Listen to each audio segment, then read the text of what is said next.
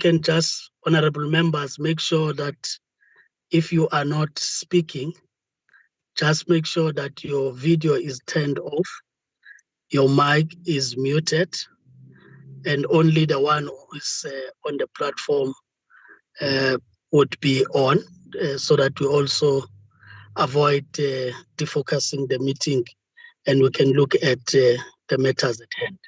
With that, thank you. Over to you, Minister and Deputy Minister. Thank you, Chair. As you correctly did on your introduction, that the Deputy Minister will be leading on all SABC matters, I would like, with your permission, to hand over to her. Thank you, Minister. Deputy Minister. Thank you, Chair, and thank you, Minister. Let me also greet the entire members of the portfolio, but also indicate that from the SABC side, the board chair will be leading the process and the group CEO is also there. I've also seen the deputy chair of the board as well. I'm not sure who else is with us, but from the department side, Ms. Bachi and the entity oversight will also be part of us. Just to take members of the portfolio committee back from the last meeting that we had, subsequent to our meeting, Chair, we had a meeting with the unions and to the MAU and the union we were able to meet with, and they are recognized unions in the SABC. Our meeting took place on the 17th, and after that we had the board meeting with the shareholder, just to look at outstanding issues that we needed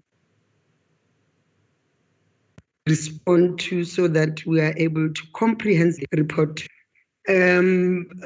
A small feedback and observation with the union was that there has not been proper engagement. The union has not been involved and engaged on the new operating model, and the indication from the president of the MAU was that.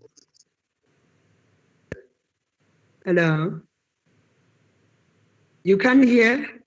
Yeah, the deputy minister, Chair, I think she must be advised to get her internet strong, because the line is really bad. Is it? Maybe she should switch off her camera. We appreciate. Or maybe let me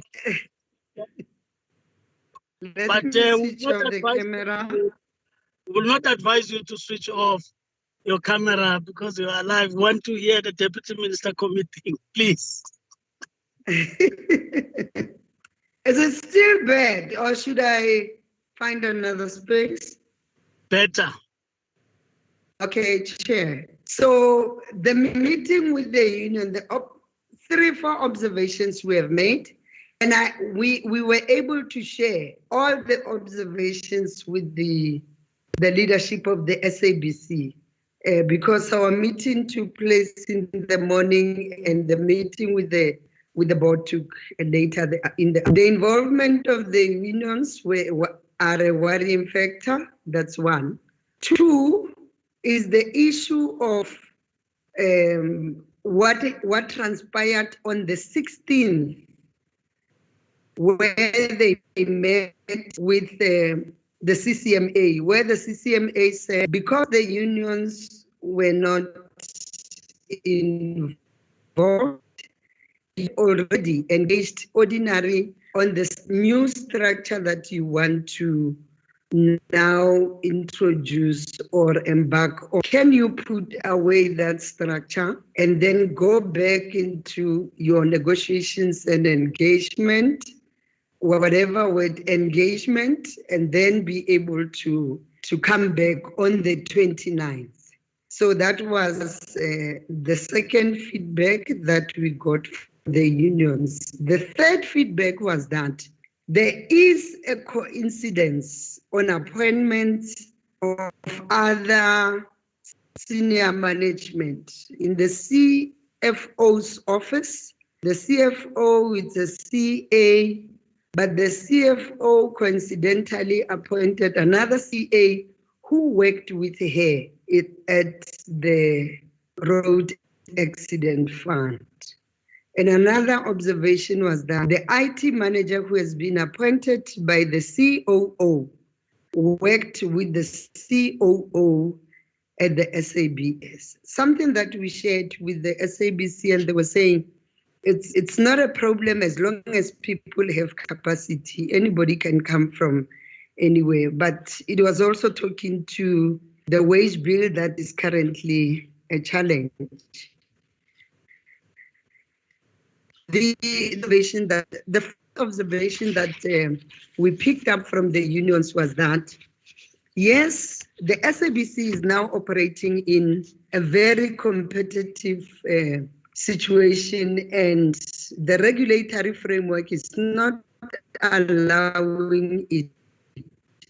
It is important for us to bring reforms. We agree, DM, that the reforms must, but there should be engagement so that there's ownership from the lowest person to the highest person of the outcome of the process, including.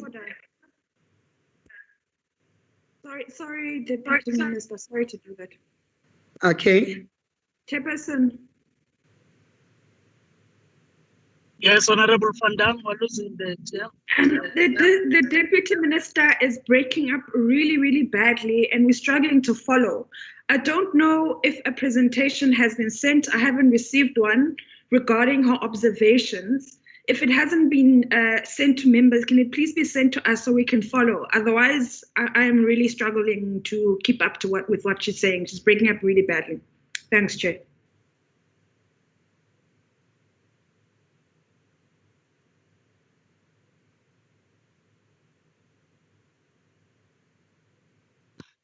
Deputy Minister? Chair, I'm trying to relocate somewhere else. Yes, I'm relocating to somewhere else and check if, am I better? Yes,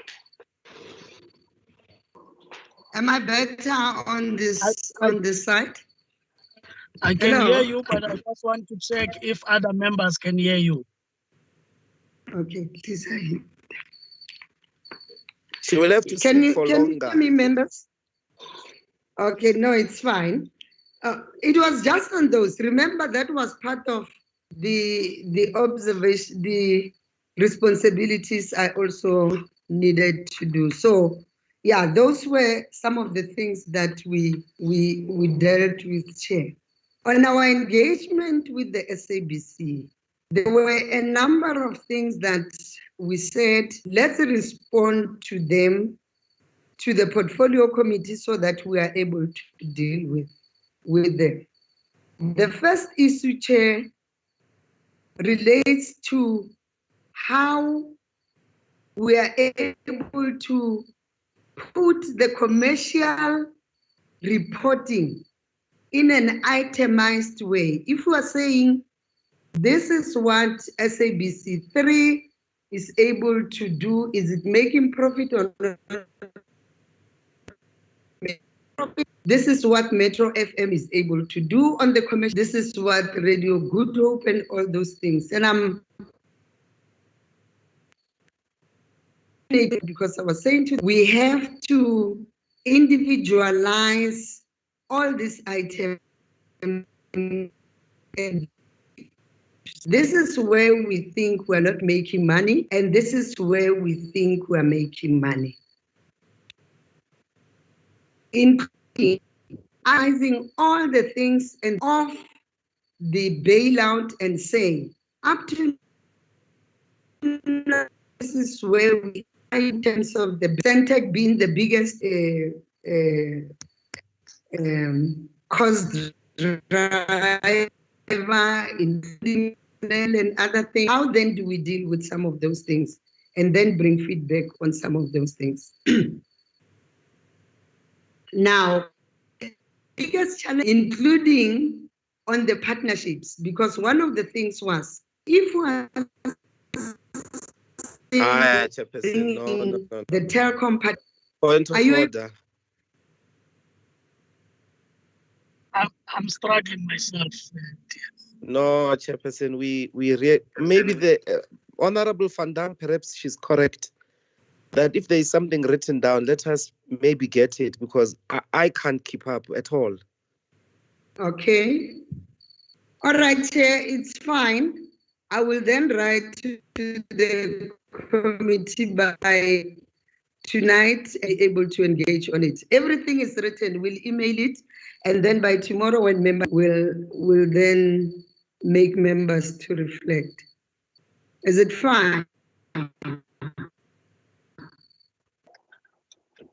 No, I think what I understand members to be saying is that if you have the document, it can be shared in the meantime, so that they are able to engage the documents as you present, because we may not have another chance for you to present again. Do you have the document so that at least it's shared with the support staff and it can be sent to us? Because I have to stand here to email. He's somewhere else. My phone is somewhere else. What do I do? Can I be guided? Can there be another item that you deal with and then I come back? I have them in writing. Chair? Honorable members, I'm not sure this will assist you. I think the point to make really is that if the document is in writing, which we didn't receive, is that members are requesting that it gets shared as you present DM, so that they are able to follow the discussion, which will then help them when they ask any question, instead of saying Honorable Chair. Tomorrow. Honorable. Sorry, Chairperson. Can the minister, the deputy minister, try to switch off her camera? We are now aware that it is her that is speaking. That may help us. Can she try with the camera off, see if the audibility won't be sustainable? That's my suggestion.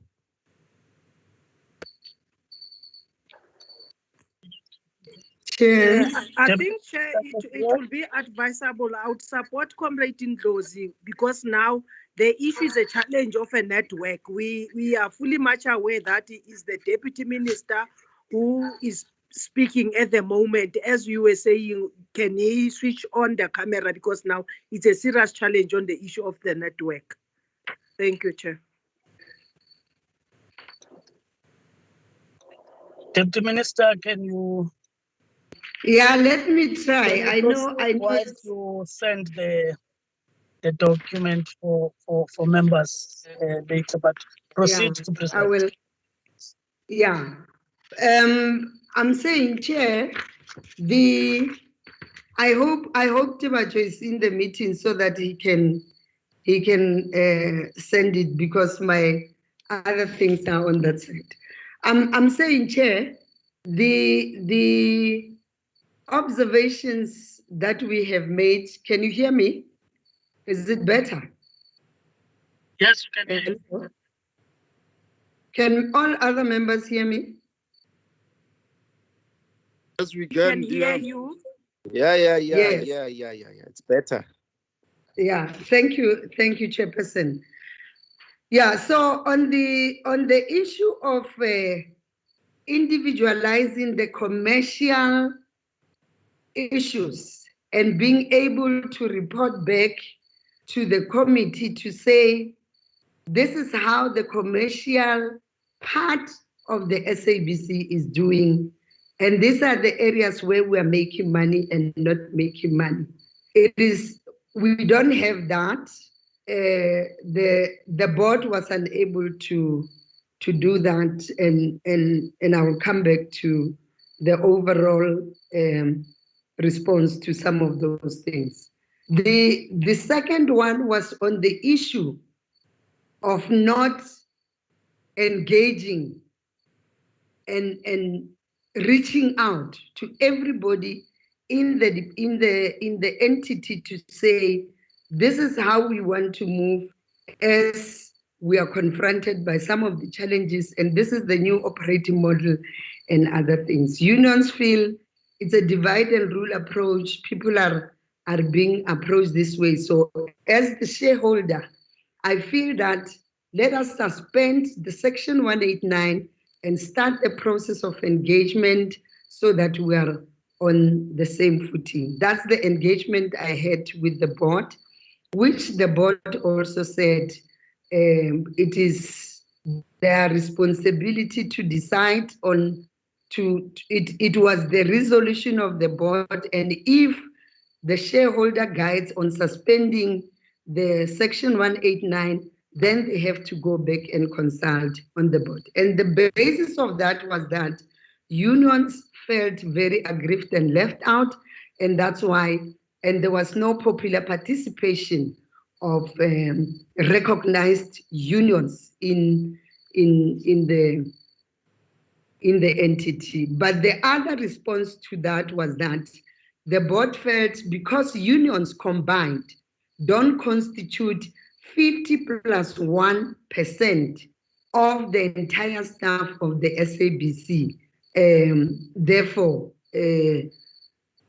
they, in a very subtle way, it was to say, if they don't represent 50+1, the employer can still go on some of these things. So it was a message that we're getting from Mr. C. And I said, but as long as they are a recognized union, they have to be consulted and taken on board so that there's ownership of the whole process going forward. The other issue that we engaged on was the human capital. I said to them, I can't engage on the human capital pillar because we have skipped the process of involvement. So we put all those things in abeyance and then be able to come back. Because if you look at the personnel expenditure, it's sitting or something that you want to cut. It's at 600 to 700 million. The Centec expenditure is somewhere around that. And there are other expenditures that are there. So we can sit and look at and see and make calculations amongst ourselves to say, looking at all these challenges, where do we need to navigate so that at the end, if we are able to save jobs, we are. If there's a process that says we must now engage and look at what then happens after we have looked at the entirety of things, then we can be able to. So that's another thing that I left them with. The other area was to say there's 400 million for CAPEX, and CAPEX also speaks on improving the technology network and other things in the broadcasting, in the public broadcaster. What are the projects that we can do that can assist us to mitigate on this thing and introduce technology that can make us to deploy people in other areas? I know for a fact that where we are sitting as the department, the DTT process also delays some of the programs that they are embarking on, because if you look at the budget, 500 million has been spent on content development. So one of the things was to say to them, if you have spent out of 800 million, 500 million on content, show me whether it's old content and new content. And what does that mean? Does it mean we can see a return on investment on this 500 million that we have now done? And the CFO was able to say, no, we can't see return on investment now. It will take us 12 months first to see whether the new content is able to make us make money. Then the last issue was on the telecom the telecom deal. I had asked the chairperson of the board to say, let's not go unsolicited. Let's go to the Competition Commission, because we have learned, in fact, we must use the View OTT partnership and look at it and scrutinize it, whether it's giving us intended value. Because if you look at View in Africa, if you take 5 million people in Africa who are watching top 14 properties, Uzalo, Scheme Sum, Generation, and whatever, and you have 5 million at $1, View is doing 2 billion rand per annum. And I'm taking a conservative number. So if View is doing that, how much are we getting from View as the SABC? And we must use these lessons so that we don't go again unsolicited on Telkom and Vodacom, and then we don't get return on investment. In fact, one of the things we can even look at is how the sports rights issues, the bidding on the sports rights issues are being done. And it's a thinking that I have to say, why can't we make everybody to bid on this thing and not make it exclusive to Telkom or Vodacom, and make everybody to participate so that there's value? Because Telkom says 39 million rand per annum for 1,000 hours, and then it's a 3-year whatever, and then from there we come back, everybody must now participate. Are we guaranteed all these things? So that's the reason why I said, let's go to the Competition Commission. And the response of the chair was, yes, we went to the Competition Commission and we've got a response. When I asked for the response, he then answers, there's no legal requirement to obtain the Competition Commission approval. So the issues of Honorable Madisha last week to say, the other time to say, sometimes the SABC are I don't want to say they lie, but because it's too harsh, they are very conservative with the truth. So it's something that we should look at. And because if you look at what the chair says, there is no legal requirement. But if you look at what Ian, the COO, says, we will only approach the Competition Commission once we have received approval from the minister. So the minister can sign a blank check for them to go and do all those other things. What are the lessons learned from View?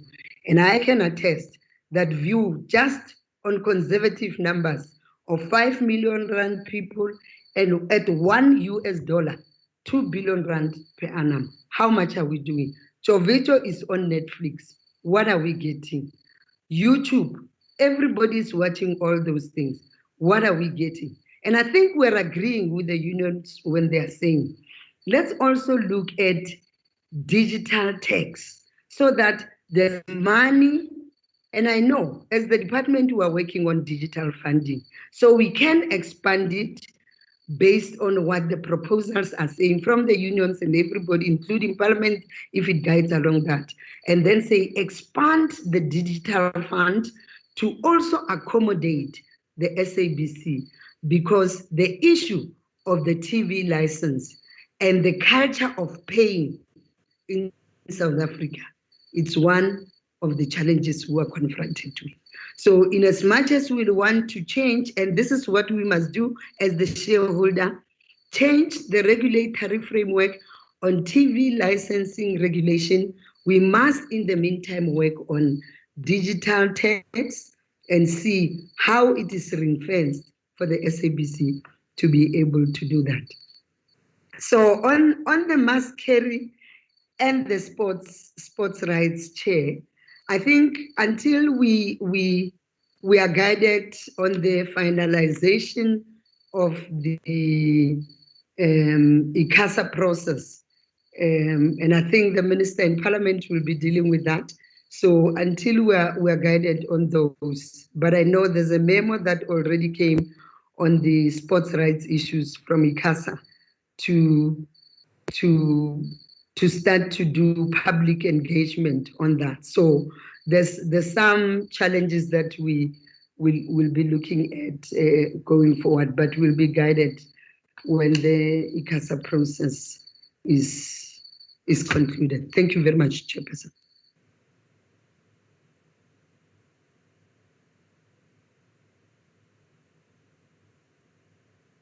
Chair.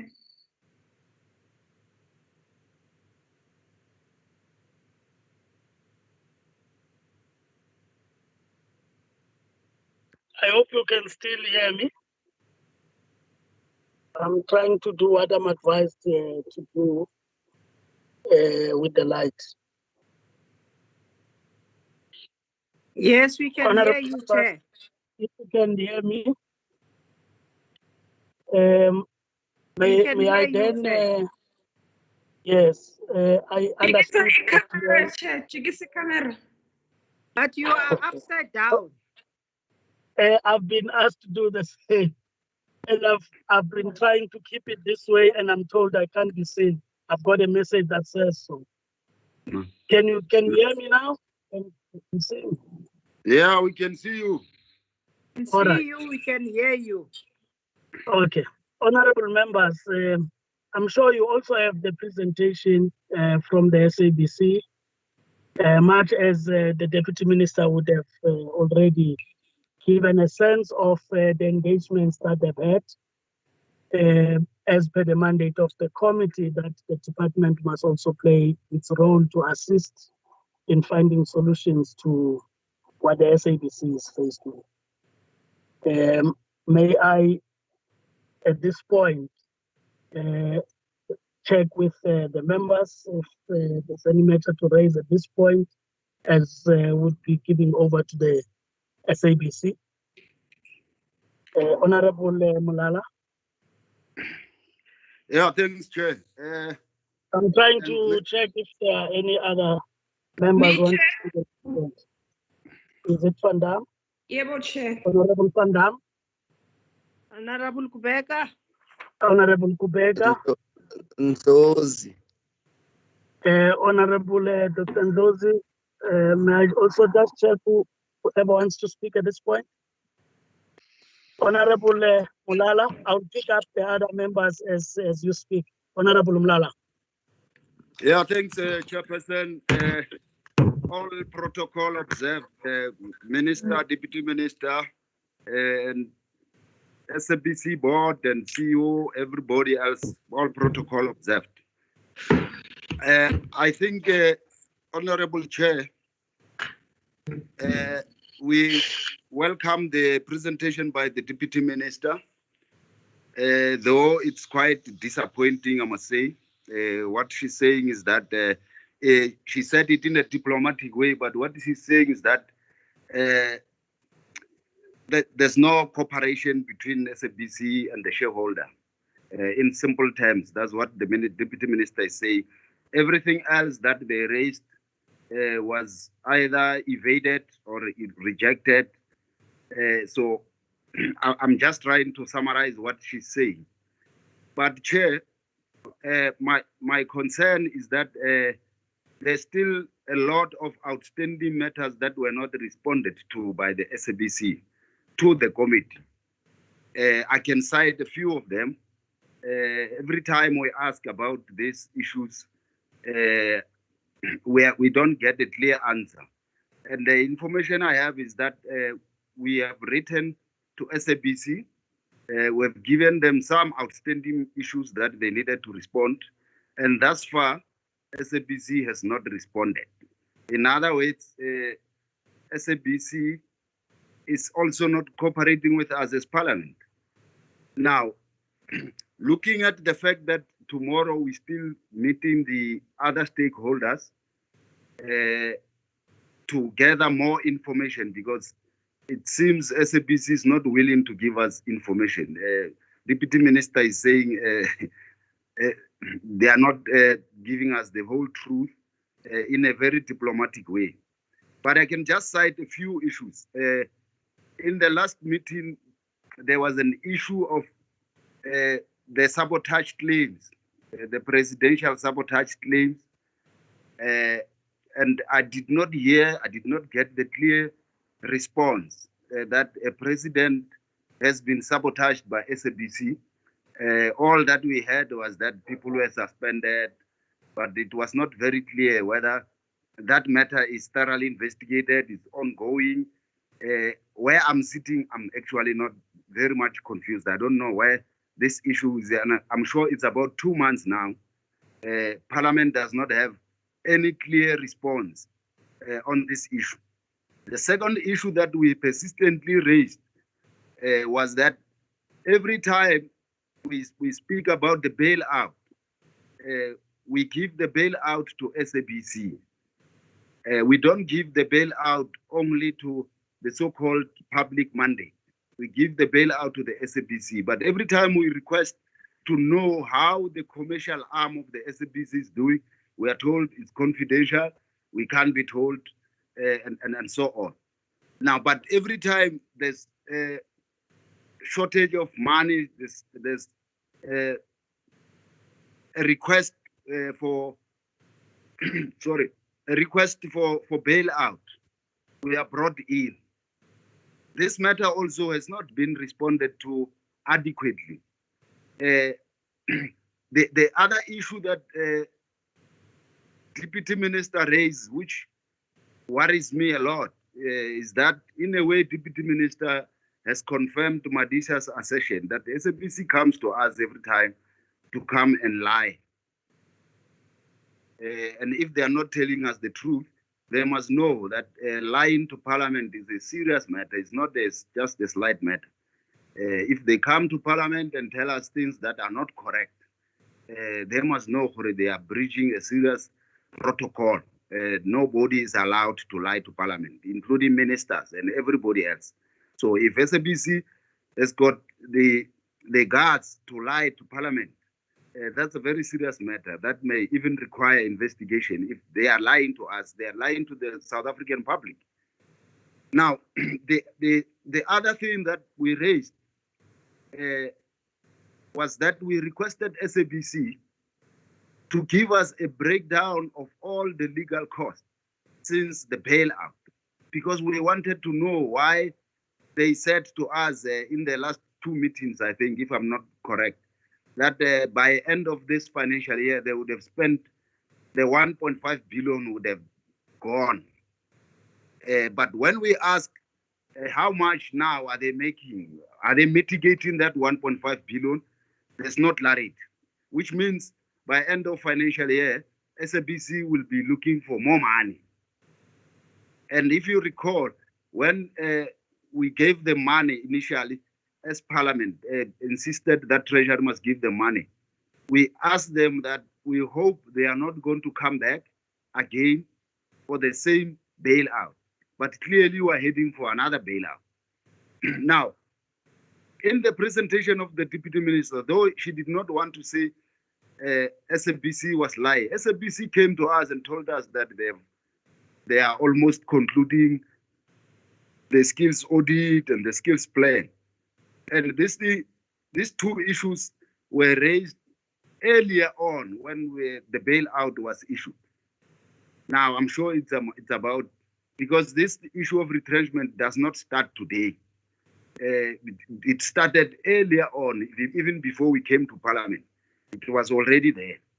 But up to now, there's no skills audit, no skills plan that is presented to us. I've seen their presentation today. It does not give us the very same skills audit that we want. So I don't really know why are we still meeting the SABC now to give us the same old reports that they've given us. Because from where I'm sitting, and I'm going to make a proposal to the portfolio committee, I don't think the SABC should be presenting now. Rather, we should table all the questions that are outstanding to SABC. And when they come, they must bring us the entire responses to all the questions that Parliament need answers for. We can't be continuing every time speaking the same things with SABC and SABC just evading us and not giving us clear responses. Maybe the other last issue, Chair, is that in the bailout, we spoke also about, there was an issue about non-core assets, how that report has not been to Parliament. So actually, we're dealing with a ghost here. But maybe the most important part is that tomorrow we have scheduled a meeting with other stakeholders just to gather more information for ourselves, because seemingly SABC is not willing to give us what we request from them. So from where I'm sitting, Chair, it will be unfair of Parliament for SABC to continue to present. I think they must go back home and answer all the questions that Parliament has requested them to answer, so that when they come back, we would have done all the consultation with whoever that we think we must get information from. Because when we ask SABC to give us information, they're not giving us. They are just giving us evading answers. No, legal cost is 30 million. So we said we want the breakdown. Give us the breakdown. How much have you spent? We understand now where we're sitting that there's many people who have won their CCMA cases at SABC. Some of them are earning above 2 million, 2.5 million, and so on and so on. And all those people who are told there's no money, but money is being spent on legal costs, and we're saying, let's give us the report so that we are convinced, we know that this information that we get is not true.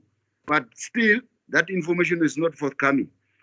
Now, where I'm sitting, Chair, I think SABC, it's gradually breaking our relationship with them. So I think they should not proceed today to make a presentation, because they are just going to do the same things that they've done in the past. So rather, let's do all the consultations as Parliament, and then once we have completed, SABC must then be called, and it must come with all the answers that we required from SABC. Otherwise, then we are just doing injustice to the South African public. We are sitting here with SABC every day, just giving us the same answers. It's a merry-go-round. So I don't think the South African public deserves to be listening to the same old issues that we are raising, and we are not getting answers. So, Chair, that's my proposal, concrete proposal. I think SABC should not present today. What we should be doing is we ask them politely to go back and take all the correspondence. You're repeating that now for the 4th time. Van Dam, what's your problem? Yeah, thanks, Chair. I think Van Dam is impatient with what I'm raising, but I think that's what I'm raising anyway. Thanks. Thank you, Honorable Mlala. Honorable Van Dam. Chair, I cannot hide my irritation. Number one, the Deputy Minister comes. I don't know when she met with the SABC, even if it was an hour before this meeting, she should have sent us a presentation. She gave us a lot of things, numbers and very important facts that we should have had before us to engage with before we came here. So it's unacceptable that she didn't do that.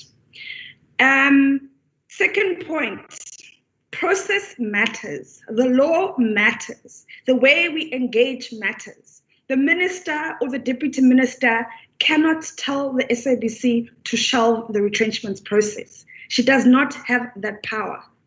In terms of the law, the SABC reports to Parliament, and the board is responsible for the management of the SABC and the executive management on a day-to-day basis.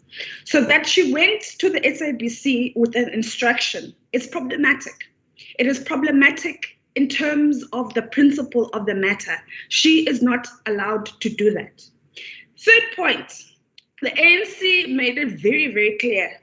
They don't want retrenchments because it's going to embarrass the ANC ahead of the election next year, and they don't want that. So obviously that discussion was approached in that tone. Yoguti, we have an instruction from Luthuli House to halt this process, therefore thus we must do that. Fourth point, Honorable Malala's soliloquy just now is very, very instructive. It speaks to my suspicion because the SABC hasn't even been given the opportunity to present, to say, here are the questions that you had. We set aside 2 days for this specific reason. We wanted to engage in detail. For Honorable Malala to already say they are lying, they will not give us the answers, is a problem. I, as a member of this committee, I want to approach this matter with a very objective stance. We all know the SABC wage bill is bloated. This is as a result of history of Hlaudi Motsoeneng and his acolytes protected by the ANC. Let's not forget. He hired lots and lots of people, so they have to cut their wage bill. National Treasury said they must cut their wage bill. So I would like to be presented with the information from the SABC. I would like to engage with that information. I would like to ask questions. I would like for them to answer those questions. If they do not give me the right answers, I would like to ask them again. And then, as I requested for the SABC staff to also come, so that we have both sides of the story and we can make fair judgments on the process. Right now, all I am getting is political instruction to halt retrenchments. The minister has come and rubbished the SABC without providing any of the stuff written to us for us to engage with. Honorable Malala comes in and he says the SABC trashes the SABC. He hasn't even given them the opportunity to present. So I am very dissatisfied with the way that this thing is being handled. I would like SABC to present. I would like the minister to send everything that she just told to us in writing. She spoke of IT managers that were hired improperly, figures, telecom deal, all sorts of things. Put it in writing so we can engage with it. You can't read to us from your notes. We need that information before us. So I think, to be fair to the SABC, because if they do not break even, it will be us again who says you do not break even. They deserve a fair chance to speak to us. In the same way that the SABC staff deserve a fair chance to speak to us, they should both be given the opportunity. And political agendas of 2021 election, please put them aside. Can we deal with a public broadcaster which will quite likely be broke at the end of the year? People's jobs are at risk. This is not the time to play politics. It's people's lives, it is money. So can we please do our job as we elected to do, and that is conduct oversight. So I would today like to conduct oversight over the SABC, let them present, let me ask my questions, and if we're not happy, let's have another day for the meetings. But this is what's happening now here is completely unacceptable. I can't accept it. Thanks, Chair. Honorable Kubeka. Thanks, Chair. Greetings to the Minister, Deputy Minister, the members of the portfolio, and also the members on the side of the SABC board. Chairperson, let me start by saying I think you have raised it very clear to say it's us who said the Deputy Minister must go and engage. As we were raising those things that we were raising, it is not by mistake on the side of the Deputy Minister as she is trying to report or to respond to whatever meeting that she tried to attend in order that she must engage with the SABC. And also, let me say, on the side of Comrade Honorable Malala, I think he presented these issues very clear to say this is not for the first time. We had a portfolio committee last month on the 24th.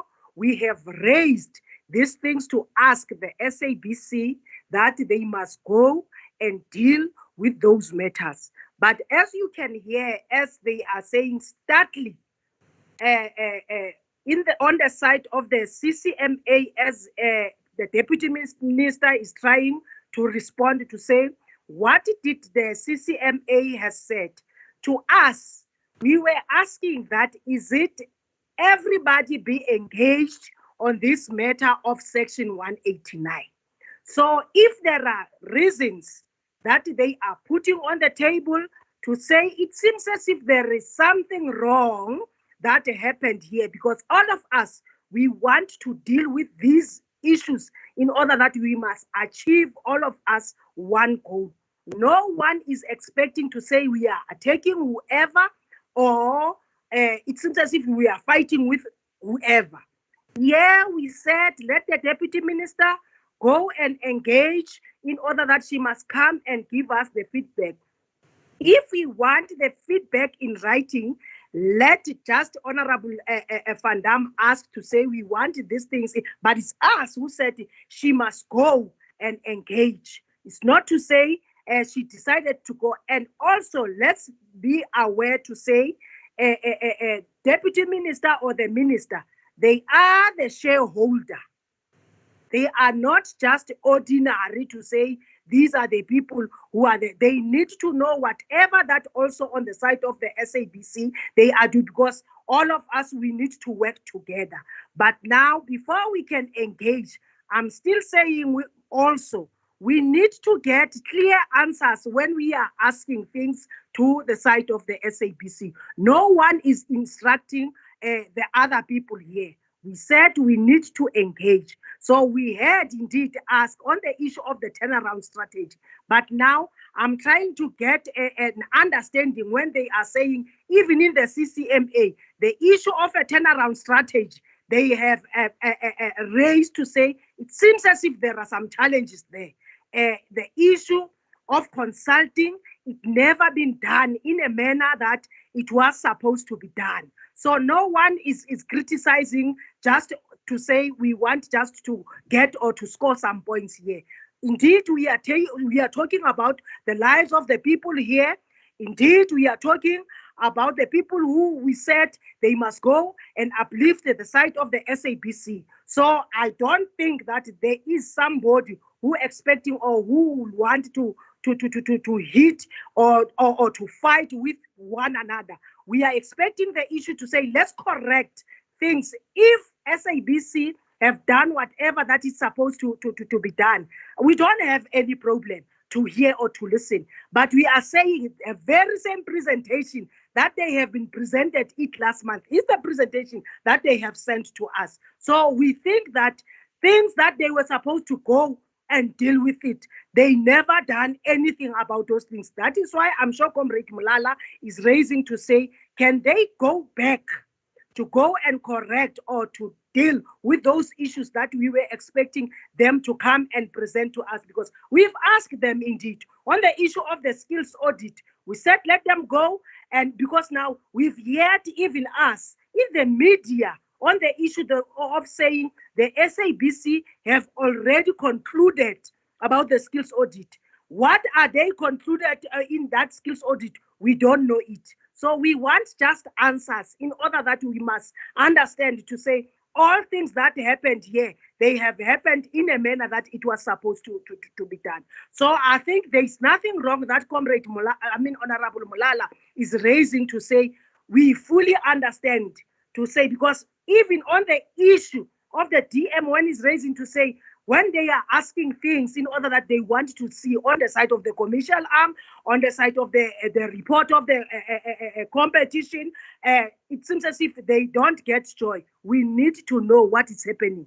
3.2 billion have been issuing to SABC in order that they must deal with that amount. We need to also to get a feedback to say how far did they went with that money, what did they do? Because indeed, as we are raising these things to say, somehow it seems as if they are hiring, but on the other side, they want to retrench. What is what there? We need to understand it, because you can't go and recruit as a CFO also somebody, whilst we know that you are having skills and capability to deliver the work that you are supposed to deliver. So with those things, we are still saying, let them go back, let them go and correct whatever that we have asked. We have also the issue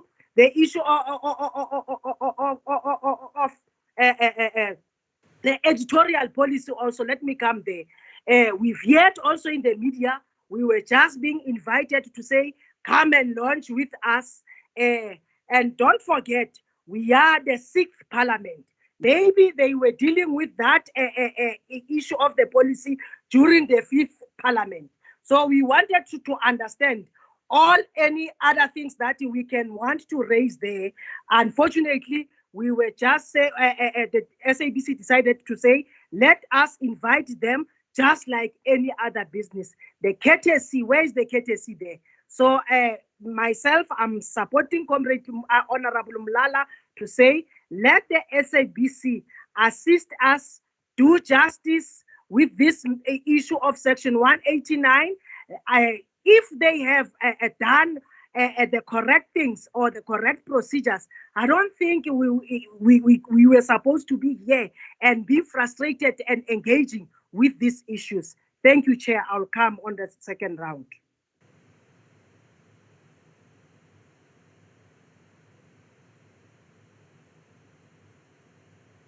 Honorable Dr. Ndlozi. No, that's fine. Honorable Dr. Ndlozi. Yeah, it looks like somebody wanted your attention, Chairperson. Must I proceed or? Proceed. Okay. Proceed. Well, I think that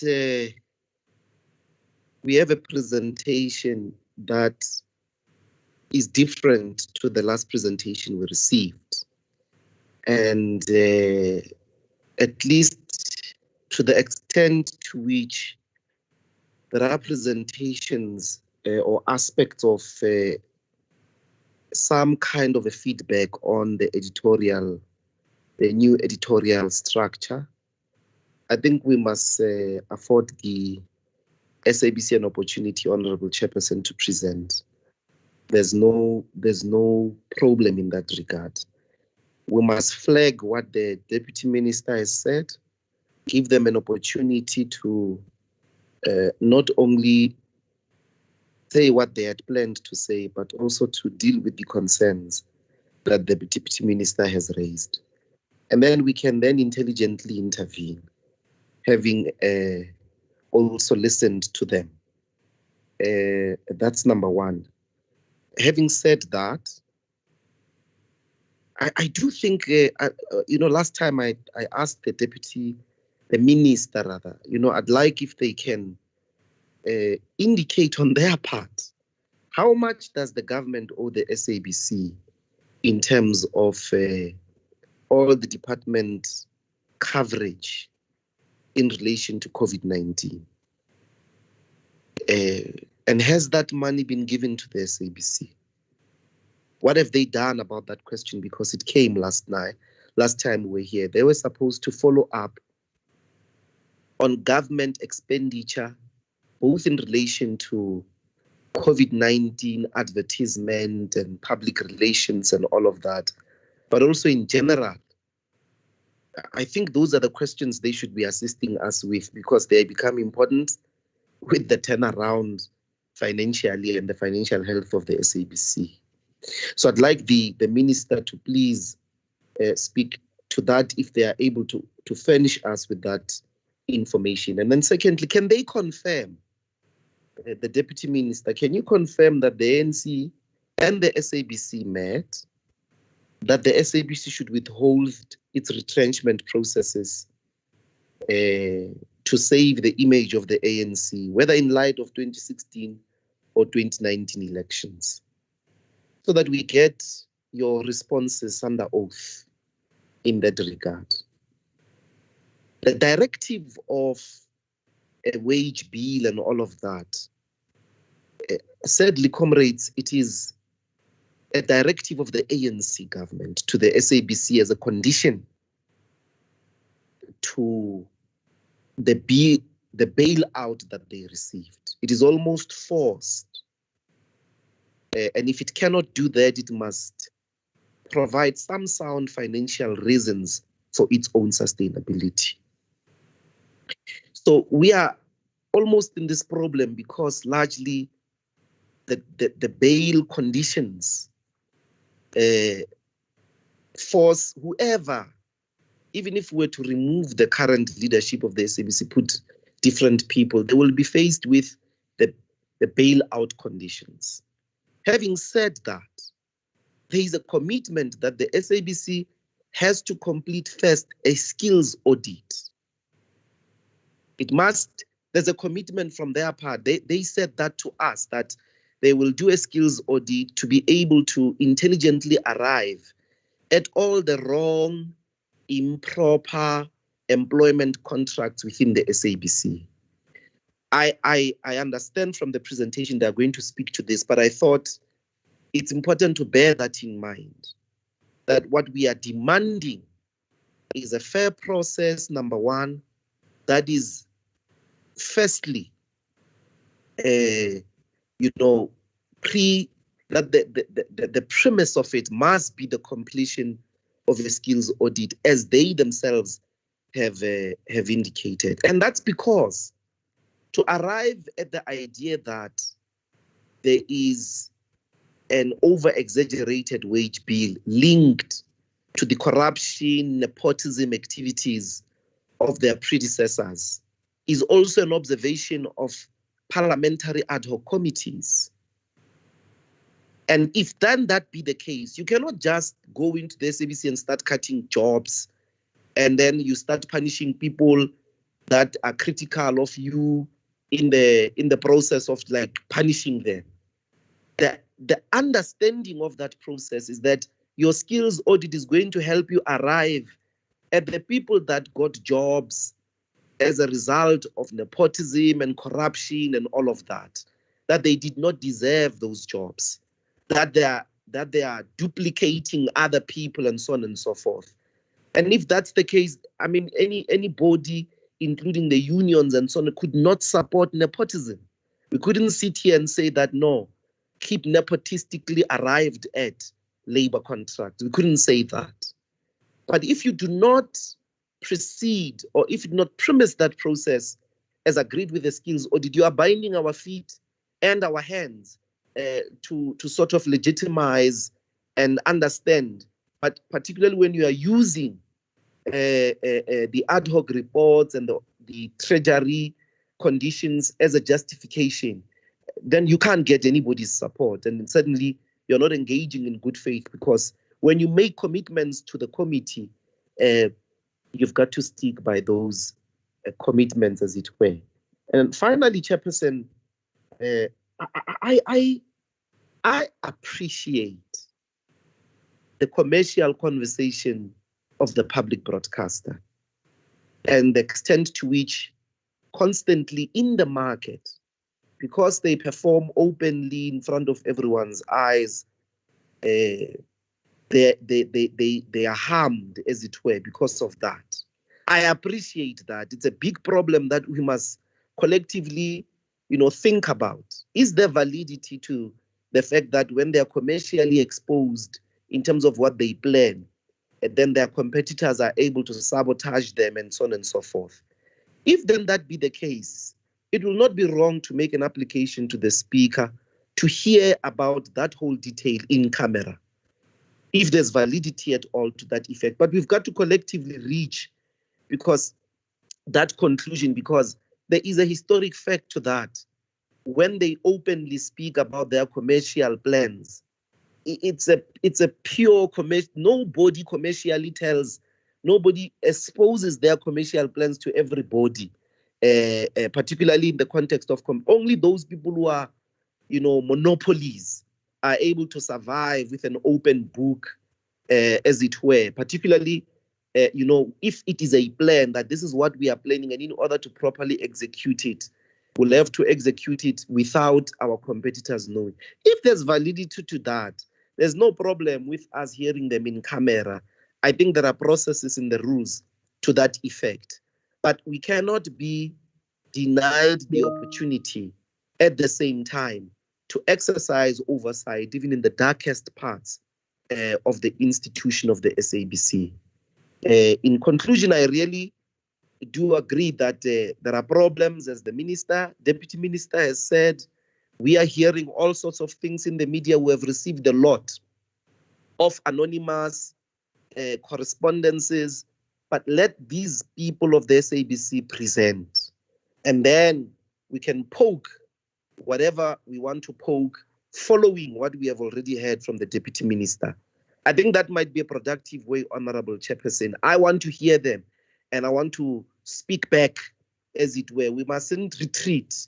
We must listen to them, then listen to other stakeholders, the workers, the editorial forum. We must listen to them. Then they must come back and respond to everybody and everything as we have planned it out for these 2 days. I think it's a brilliant plan.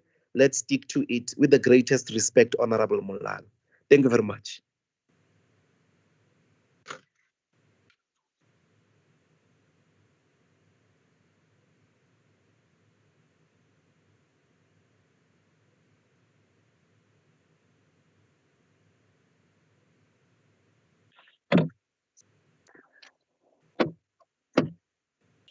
Am I still audible? Because I can't even hear yourselves. Yes. Honorable members, am I still audible? Yes. Yes, Chair. I thought before we even agree on how we proceed, Chair, that as I note you, Honorable Faku, but I was just saying that before we even proceed, if I were to just check if there are other members who would want to speak, but whilst they would speak, if the Deputy Minister would want to clear specific questions that would have been asked, if she wishes to do so, will give an indication. And then we get to the point of the SABC presentation on how we need to approach that presentation. So I heard you. Is it Honorable Faku? Yes, Chair. Okay. Honorable also has his hands up. Honorable Mackenzie. I'm trying to see him. I don't see his hand yet. Honorable Mackenzie, you are noted. I've noted you. Honorable Faku, whilst the DM would prepare to answer those that she would want to clear before we get to the SABC. Thank you, Chairperson. Okay, thank you, Chairperson, and thank you for the opening remarks of the Deputy Minister. Chairperson, I think I fully agree with Honorable Molala and Kubeka to say that the SABC must go back. And there's this person in this video. But Chair, I think I fully agree with Comrade. Chair, can you please just call order Honorable Van Dam? Can she switch off his camera, please? Honorable Van Dam, assist us so that we can hear. No such thing. Other members have had their cameras on. Just because Honorable Faku doesn't want to see my face, he must turn her camera off. Not a chance. Chair, can I proceed? She can stay there. I don't have a problem with the camera. You can proceed, but Honorable Kubeka was just reminding us so that we don't have those gestures that may be distracting. But you presented very clearly, Chair, to say if it's not you who are speaking, you must just switch off your camera. She will switch it on while she is on the podium. Honorable Malala has his camera on the whole time. You have no problem with him. What is it with me? I'm keeping my camera on.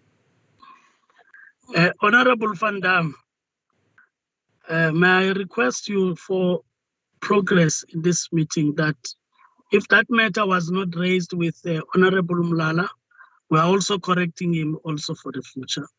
That please do as we agreed in the beginning of the meeting, so that the one who appears is the one who speaks. It also helps us to focus. Thank you. Proceed, Honorable Faku. Thank you, Chairperson, and thank you for your protection. Chair, I think I fully agree with Honorable Molalo and Honorable Kubeka. The SABC needs to go back. We can't allow the SABC to proceed to present, especially with all the issues that are hanging, Chairperson. There are many issues that we have raised, The presentation that is here, it's the same presentation that we're getting every time that is here. And now there will be contradictions between the ministry, the department, and SABC after the opening remarks of the deputy minister. Why are we creating a precedent where the stakeholder and the SABC don't agree on issues? Why do we as a committee allow them to present? They must go back, both the ministry, they must play their role as the stakeholders in whatever discussions that are happening, because this affects workers of South Africa, people that are living in our country. We're talking here about retrenchment. We're talking about issues that have appeared with the CCMA. So I think, Chairperson, will be creating a wrong precedent where the department and SABC don't agree on issues. Let us not create a precedent as this committee. Let them go back and create and sit together and develop a report, because I would want to ask, was the ministry Lantica consulted in developing the recent launch of the editorial policy? Were they involved? You would not know. What is the ministry saying? Because we asked them questions regarding the retrenchment. They could not respond to those things. So, Chairperson, what will we be listening to the SABC when the stakeholder is saying this and these ones? The unions are complaining. So I'm just asking, what are we discussing? What presentation must we listen to the SABC chair? I think we're wasting our time. Let us not proceed with this meeting. SABC must come back prepared and respond to those questions that we have asked in the past. We have given them an outline of questions, and none of those questions, we asked them to give us a detailed skills audit. If the SABC don't want to give us documents, we need to prepare and we read our documents. It's true that what Honorable Kubeka is saying, that we are not the fifth administration, we are the sixth administration, and we read our documents thoroughly. So people must not play us. Our role is to do oversight. SABC must go back, Chair. Thanks. The Honorable Mackenzie.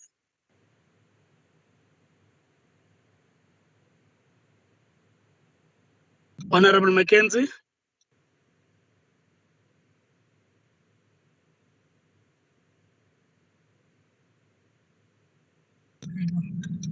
Your microphone's off, Cameron.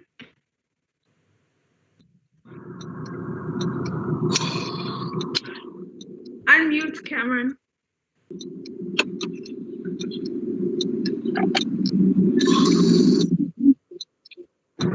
I've asked for Honorable Mackenzie to speak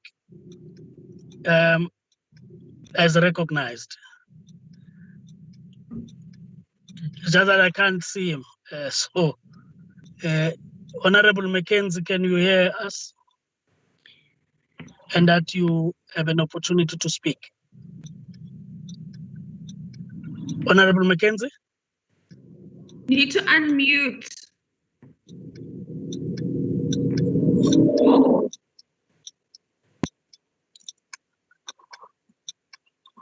Can the IT people look at assisting Honorable Mackenzie? Because I really can't hear a thing from him. Neither do I see him.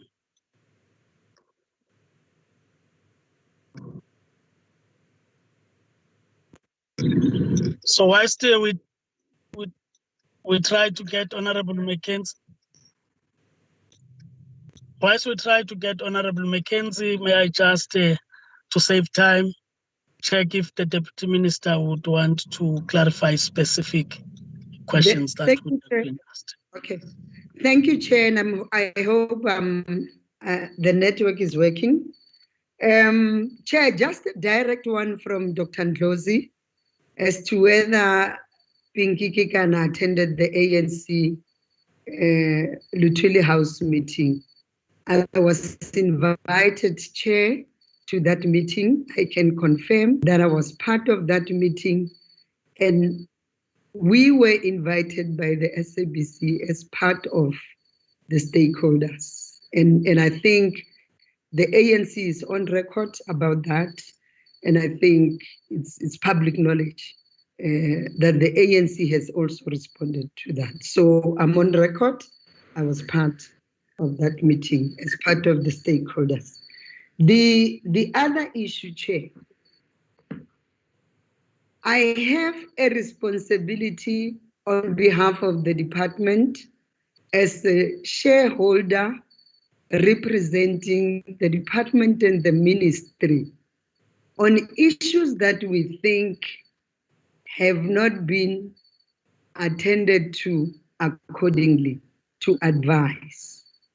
And if I say to the board of the SABC, suspend the Section 189 process so that you create an enabling environment to engage.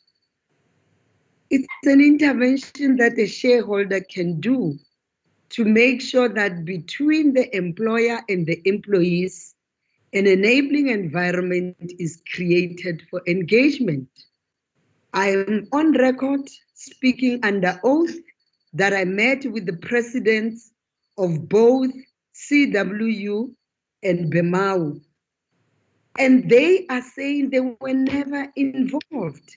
And amongst all of us who are saying, we are alive to the challenges that the SABC is confronted with. It's historical, and no one says some of these things should not be attended to.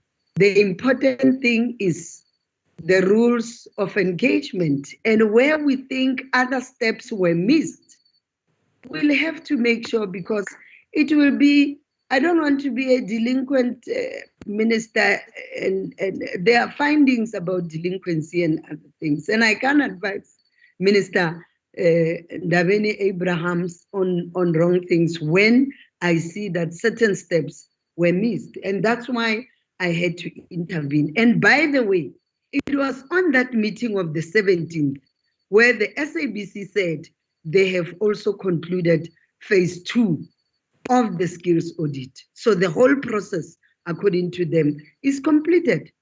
And the president of BEMAU made allegations and played a clip that one employee said when she was talking to the consultant, and they must play that clip to you tomorrow. You must demand that clip if really is legitimate, and hear what the consultant on the skills audit was saying, and so on. So as we see it, the skills audit is complete, and therefore they want to move ahead. And I'm saying you can't leave critical stakeholders behind. Not so long you were at phase 1. All of a sudden, phase 2 is completed. Are we doing things the right way, or is it a rush? That's the thing. Yeah, thank you, Chair. On the last issue of financial issues and the possibility of how much departments are owing, for as long as the SABC is unable to disclose to us what informs the 140 million, how do we navigate it? What informs the 1.5 billion? I'm amputated. I want to assist, and I'm the person in the forefront canvassing for that, but I don't have the details. What do I do?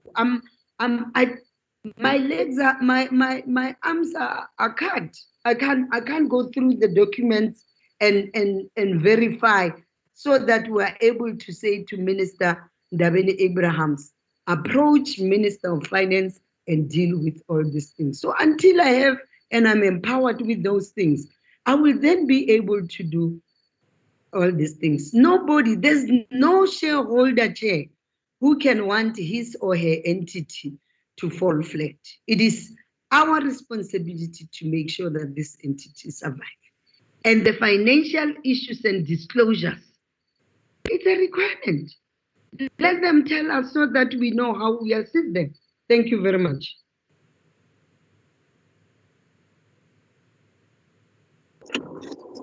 Thank you, Deputy Minister. May I just check if Honorable Mackenzie is back, so that I don't get to leave him behind. Honorable Mackenzie?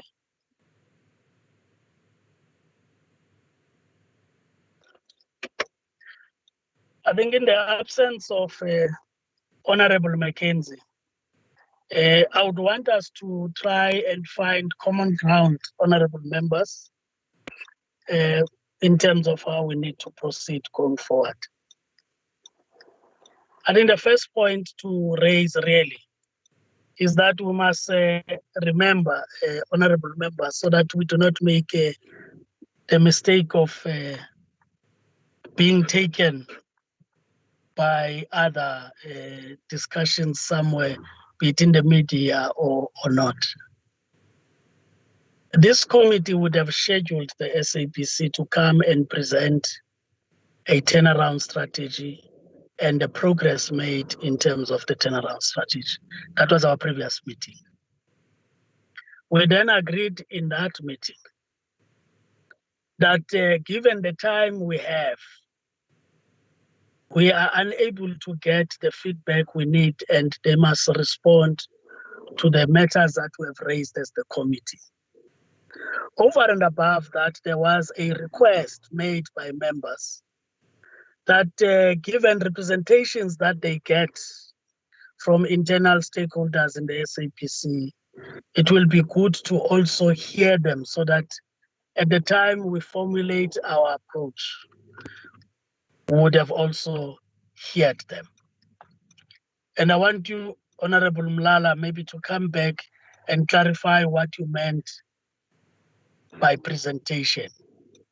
Because my understanding would be, and this is what I would need to be corrected, is that members would have received the presentation. They have gone through the presentation. I'm looking at the time that we have now. So they've gone through the presentation. It means they do know what the SABC is presenting before us. And I take it that there's nothing wrong in members raising the questions with SABC on matters that they feel are not addressed in the presentation as they've gone through it, in such a way that we can still have a discussion, a proper discussion with SABC, having answers on those. Secondly, is that this is not about the board and management of the SABC. This is about SABC as a national broadcaster, which we must guard jealously against collapse. So I take it that we are not really engaged in a populist discussion of saying this or that, but we are trying to find solutions. And amongst those that must help us to find solutions is the role that the department must play, as we discussed it previously. And I just want to remind members, the SABC raises an issue about DTT, and they make it clear that it is not in their control. We gave that to the department. They raised an issue in relation to Centec, and the department was to facilitate such a discussion with SABC, understanding what SABC is faced with. So all those are just examples of the tasks that we said must be done. The other thing was that we were clear on what the bailout was for, and that is why we said the discussion with National Treasury, the department, and the SABC should look at how those relief, the COVID relief funds, also benefit the SABC as the national broadcaster, given that a number of sectors would have been assisted. And from what the Deputy Minister was presenting, those could not be dealt with because they also need some information from the SABC. And the SABC in some instances would have felt that they're probably not obliged to give such information to the shareholder. But as Parliament, my take would be, we will need that in order to make proper decisions on our oversight, whether really things are working out there or not working out.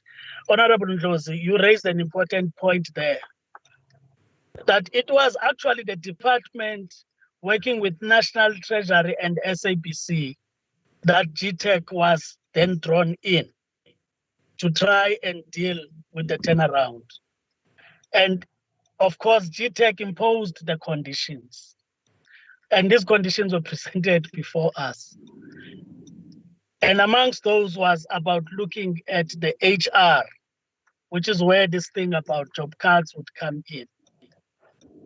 But even that condition from GTEC, it has got steps that you need to follow. And this is what the committee is interested in, is that other stakeholders, whether they say this in the media or elsewhere, is that those steps have not been followed and therefore there's not been consultation so that they participate in the process, okay?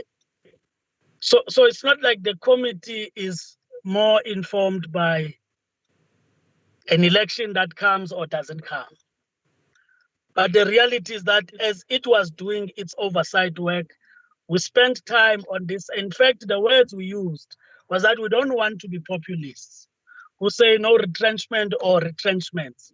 We must be relying on what is put before us. And unfortunately, what was put before us was indicating that skills audit not completed, there's still to be engagement.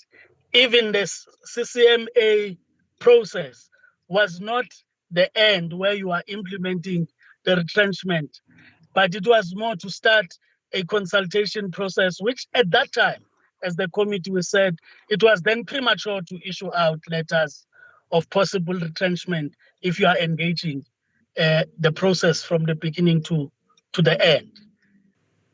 It's unless this letter or resolution by CCMA does not exist.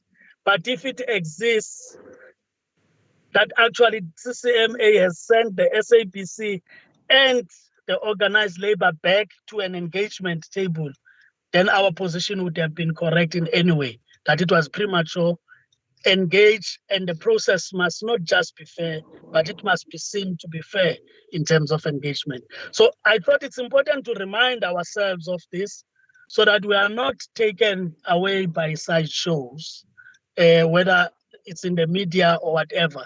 We should stick to our mandate. And our mandate is that we also have to monitor those conditions, and those conditions must help SABC to stand, and we must make sure that they follow those conditions. And unfortunately, this HR part is not something we're creating. It's part of the conditions that have been put there.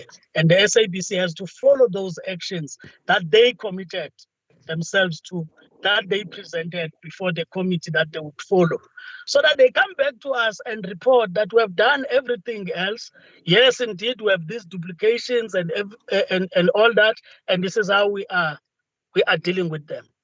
But sending letters to everyone, the committee view, I want to remind you, was that it just sends panic and instability in the SABC as a whole, because at this point in time, the SABC is unable to even identify who are these workers that you are retrenching when you are still consulting unions and so on. So I just thought it's important to raise this point. But I would want Honorable Mulala to still come back to this point on receiving or not receiving a presentation, because we have gone through the presentation. And if there are questions that we feel are not answered, indeed we have to place these questions so that it's understood by South Africans that the issue is not about the board and the management of the SABC, but it's how we get to turn around the SABC and reposition it as a national broadcaster. That's what should occupy our minds in the main as the committee, so that we do our work. So Honorable Mlala, I'm not sure if you want to clarify this point, because I would really want, if members had those gaps, we record those gaps based on a presentation we have received, so that even if at the end we say SABC goes back, they must know that they've not responded to these questions, and they must come back and answer these questions. But we will have the benefit now of having consulted with the other structures tomorrow. So I don't want Honorable Mlala to be misinterpreted in what he raised from what I'm saying. Maybe if I'm misinterpreting you, Honorable Mlala, you can then indicate so that we can now move forward. Thank you. Chair, can you hear me? Oh, Chair? Honorable Mackenzie back. You can hear me. No, I can hear you. But Honorable Mlala will come after Honorable McKenzie. Thank you, Chairperson. I appreciate that very much. Chairperson, just to clear up a couple of points for me. We've been here for an hour and a half, and the conversation seems quite bizarre, to be honest with you. The engagements between the shareholder, which is represented by the DM, the minister or the deputy minister, and the board, that's where those engagements, the shareholder engagements, take place at that level. They don't take place at the committee level. We don't get involved in the operational planning or execution at the SABC or any state-owned entities for that matter as Parliament. That's up to the executive and the management of those organizations to do. What they do is they present us their annual performance plan or their strategic turnaround plans, and we engage them on those and how they are implementing those. But we certainly don't go and tell them how to do it. From what I understood, and I am open to correction. When the SABC appeared before us originally, the issue appeared in the media that there were retrenchment notices issued, and we asked the SABC, how can you start retrenching people until you've done a skills audit, because you don't know who you're going to retrench? Which seemed very logical, very rational. We weren't telling them how to do their job. We just said that's what the position is. And they said, yes, they agreed, and off they went. And I understood that they had a very clear understanding that the skills audit would be completed before a retrenchment process would be embarked upon. And that's what I was left with. That was the impression. And it was as clear and as simple as that. And I think Honourable Ndlozi reflects the position very well regarding the skills audit, and I think his input was very valuable in that area.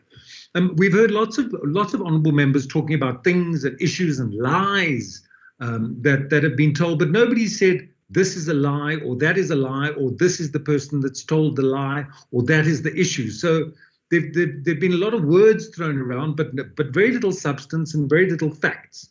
So certainly what I would like to see, and I support both Honourable Ndlozi and Honourable Van Dam on this, is and you, Chairperson, thank you for your summary. I thought it was also very omniscient. You summarised it perfectly.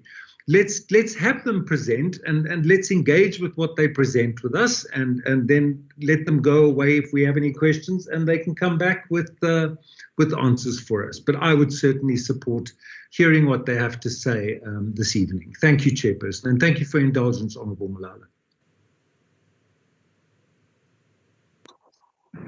Honourable Mlala.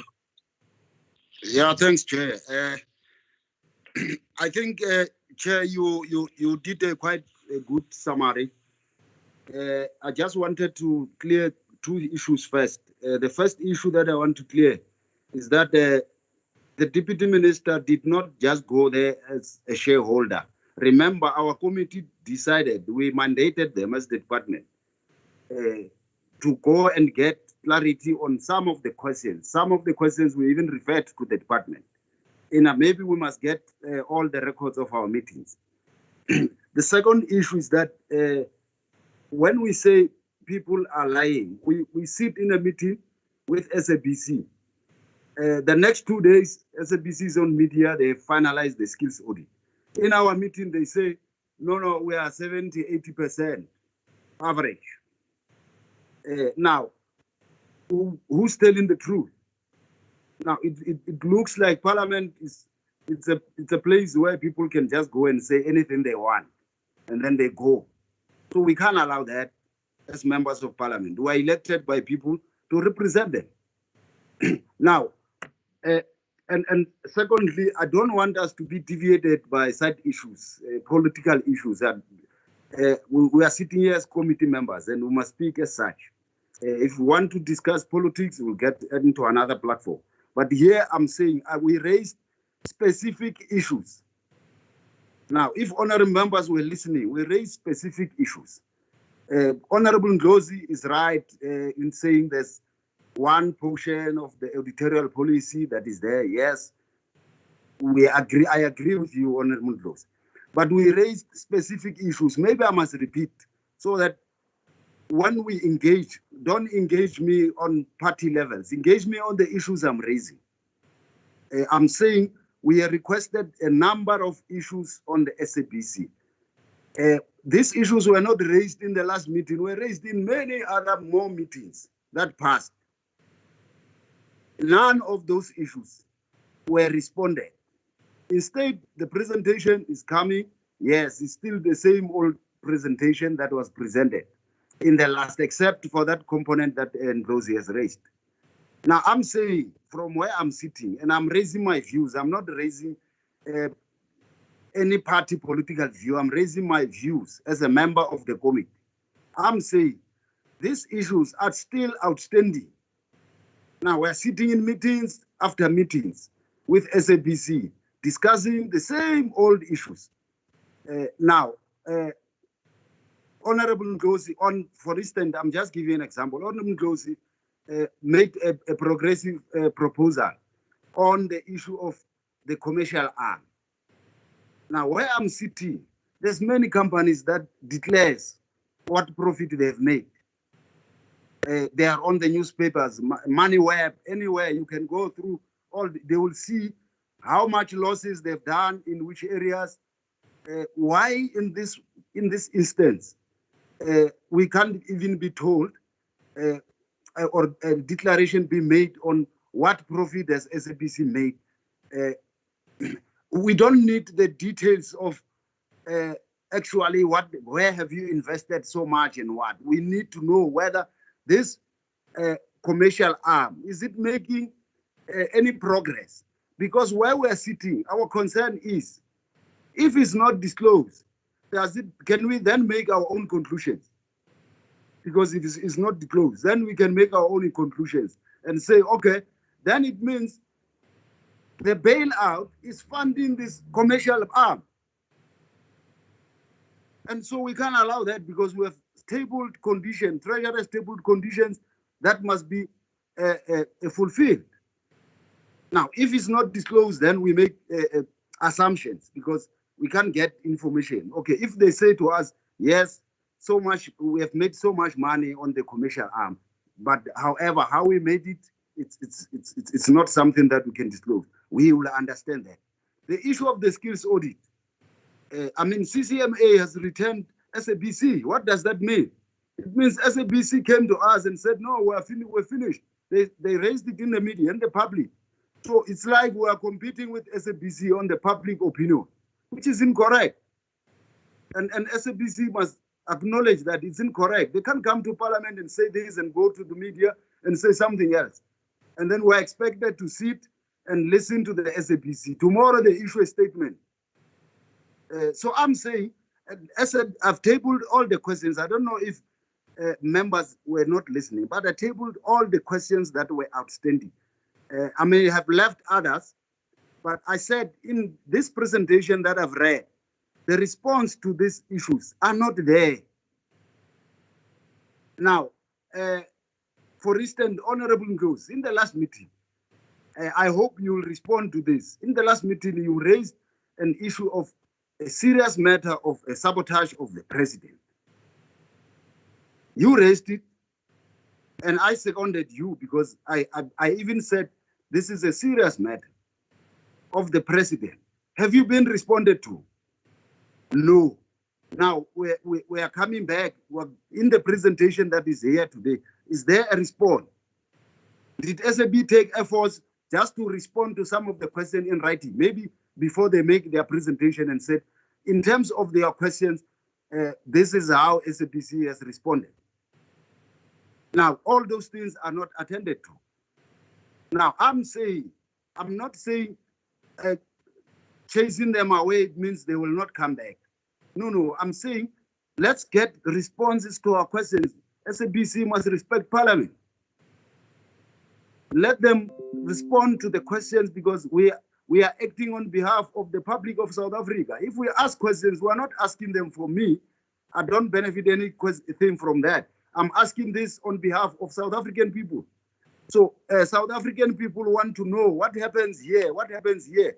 Why is government always giving SABC money? Where is the money going? That's what we want to know.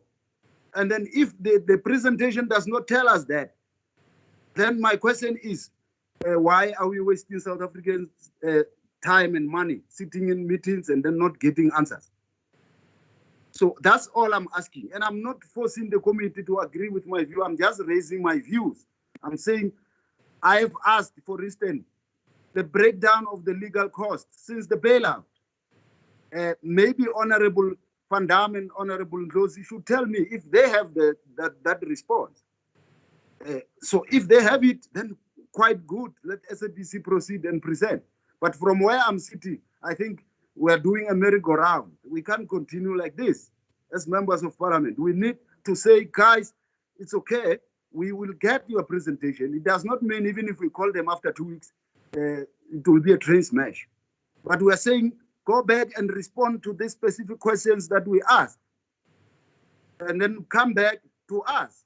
We're not saying anything controversial. And then if there are further questions, we can still ask, we can still do them written questions and submit to them so that when they come, at least we have some response. So that's all I'm asking. And if I'm defeated, I will accept. There's nothing, it's democracy. But I'm saying, let's not get sidetracked by issues of who met with who and how and the ANC mandate and so on. I'm not talking about the ANC mandate. I'm talking about the questions that we ask in Parliament. And those questions need to be responded to. That's all I'm asking. There was restructuring of non-core assets, which Treasury said will help SABC raise some money. Has that restructuring happened?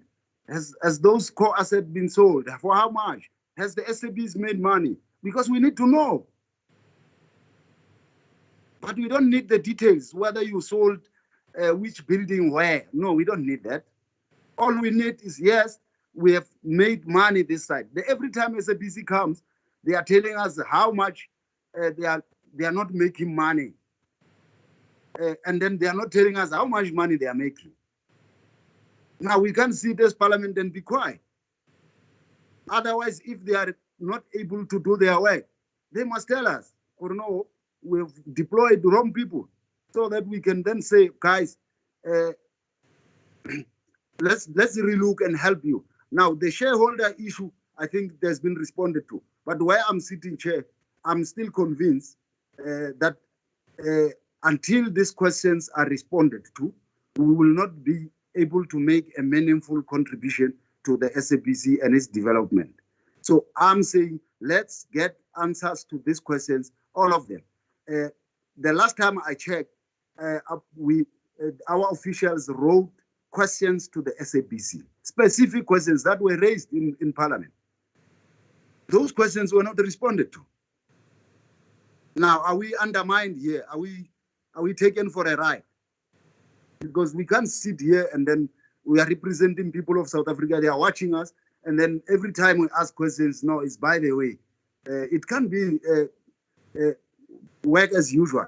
The issue of the shareholder and SABC is fine. It's a side issue. I'm talking about issue that we raised as Parliament. So, Chair, I think I've clarified that point. And that's the reason why I'm saying in the presentation, those responses are not there. And that's the point I'm raising. And I'm not attacking SABC. All I'm saying is that go back and respond. Is that an attack? Thanks, Chair. Chairperson Van Dam. Chair. Also.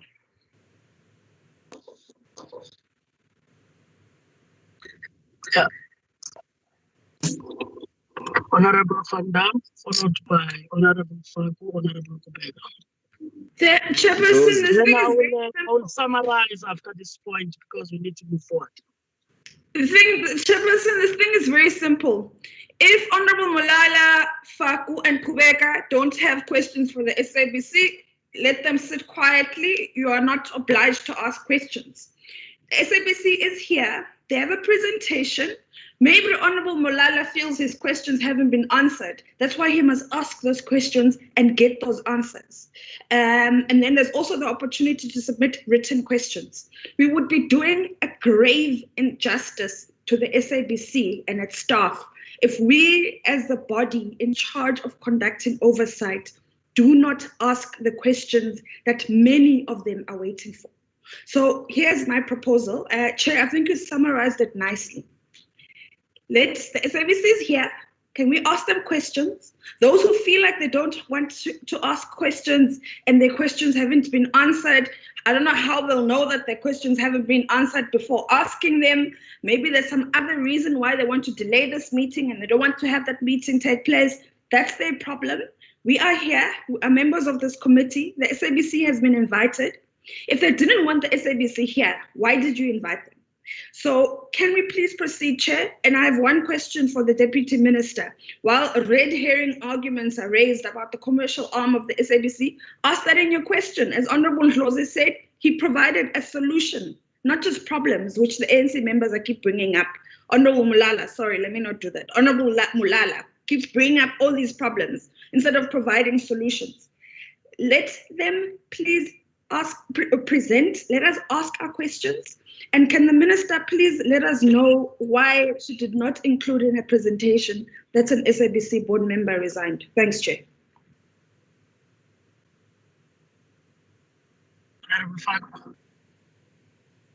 Point of order, Chair. Yes, what is the point of order, Honorable Chair, I raised issues that were raised by the committee. I did not raise issues that were raised by Honorable Mulala. I raised issues, please, I'm talking, Van Dam. I've been listening to you. Chair, I raised issues that were raised by the committee. So the point of order, the point of order is can shut up a You little don't bit. respect. You You must respect shut up other and people. listen You to think other you are people. You think Yeah. Shut up. you are the only Yeah, person. Van Dam. Don't irritate How? us. You must not Shut irritate us when Every time you are out of order, you don't want to give other people the space. But when you want all people to listen to you. Honorable members, Swaziland. when we come to order, allow Honorable Don't Mulala undermine to other finish the honorables, point of Van order. Dam. Think this is Swaziland. This is Honorable our Chair, country. We protect our people. Honorable Fak and Honorable Kubeka, can we give Honorable Mulala? He wants to clarify. Don't be emotional. Yeah, Honorable Chair. You must go to your home so that we are not emotional because you All don't the- understand the point of our people. Honorable Van Dam, will you please give Honorable Mulala the space to speak? He raised the point of order. Yeah, Chair, Can we- I'm saying reference is always made to Honorable Mulala. The issues I'm raising are not Honorable Mulala's issues. I even made mention of the issue that was raised by Honorable Ndlozi in the last meeting of the presidential support. It was not raised by me. Now, every time Honorable Van Dam speaks, he refers to Honorable Mulala and his views. It's like Honorable Mulala is the one who's against whoever Honorable Van Dam is defending. So I'm saying these issues were raised by committee members. They were not raised by me. I just happened to note them that I can remember these issues that were raised. And I'm saying we got the presentation that SABC is going to present. We have gone through the presentation. These issues are not there. That's the point I'm raising now. Honorable Van Dam is twisting what I'm saying every time. I don't know what's the problem. So maybe let me clarify that. I'm not raising my personal issues. I'm raising the issues that were raised by the committee. Maybe on order, Chairperson. On a point of order. Honorable Mulala is not the spokesperson of this committee. He's raising his own points. Just to clarify like that. you are not a spokesperson. Why are you being emotional? Uncle now. Emotional. Don't think Honorable you're going to control. Relax. Can you all? We're not going to be ruled by Van Dam here. Please control your meeting. This child is not going to act as if she's the only one who has the right to speak in this committee. You must not do that, Van Dam. We told you if you were supposed to switch this video to give the person who's responsible, Van Dam. You are undermining people, Van Dam. Honorable Kubeka, your mind. You must not irritate us, Van Dam. Don't irritate us, when. Uzomenzani? Hey, this is a Uzomenzani? committee. Uzomenzani? What are you gonna do to me? Nothing. Keep quiet. Honorable Van Dam, please mute and switch off your camera. May I just raise this point, honorable members? Because Honorable Faku is supposed to speak after this point of order that has been cleared by Honorable Mlala. Then there's who also wanted to speak and was noted.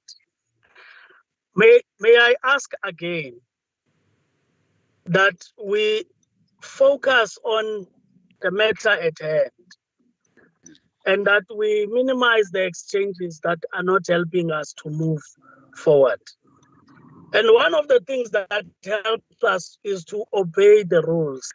If we all speak and we put our cameras on, I think we're sending a wrong message to South Africans that there's a matter before us.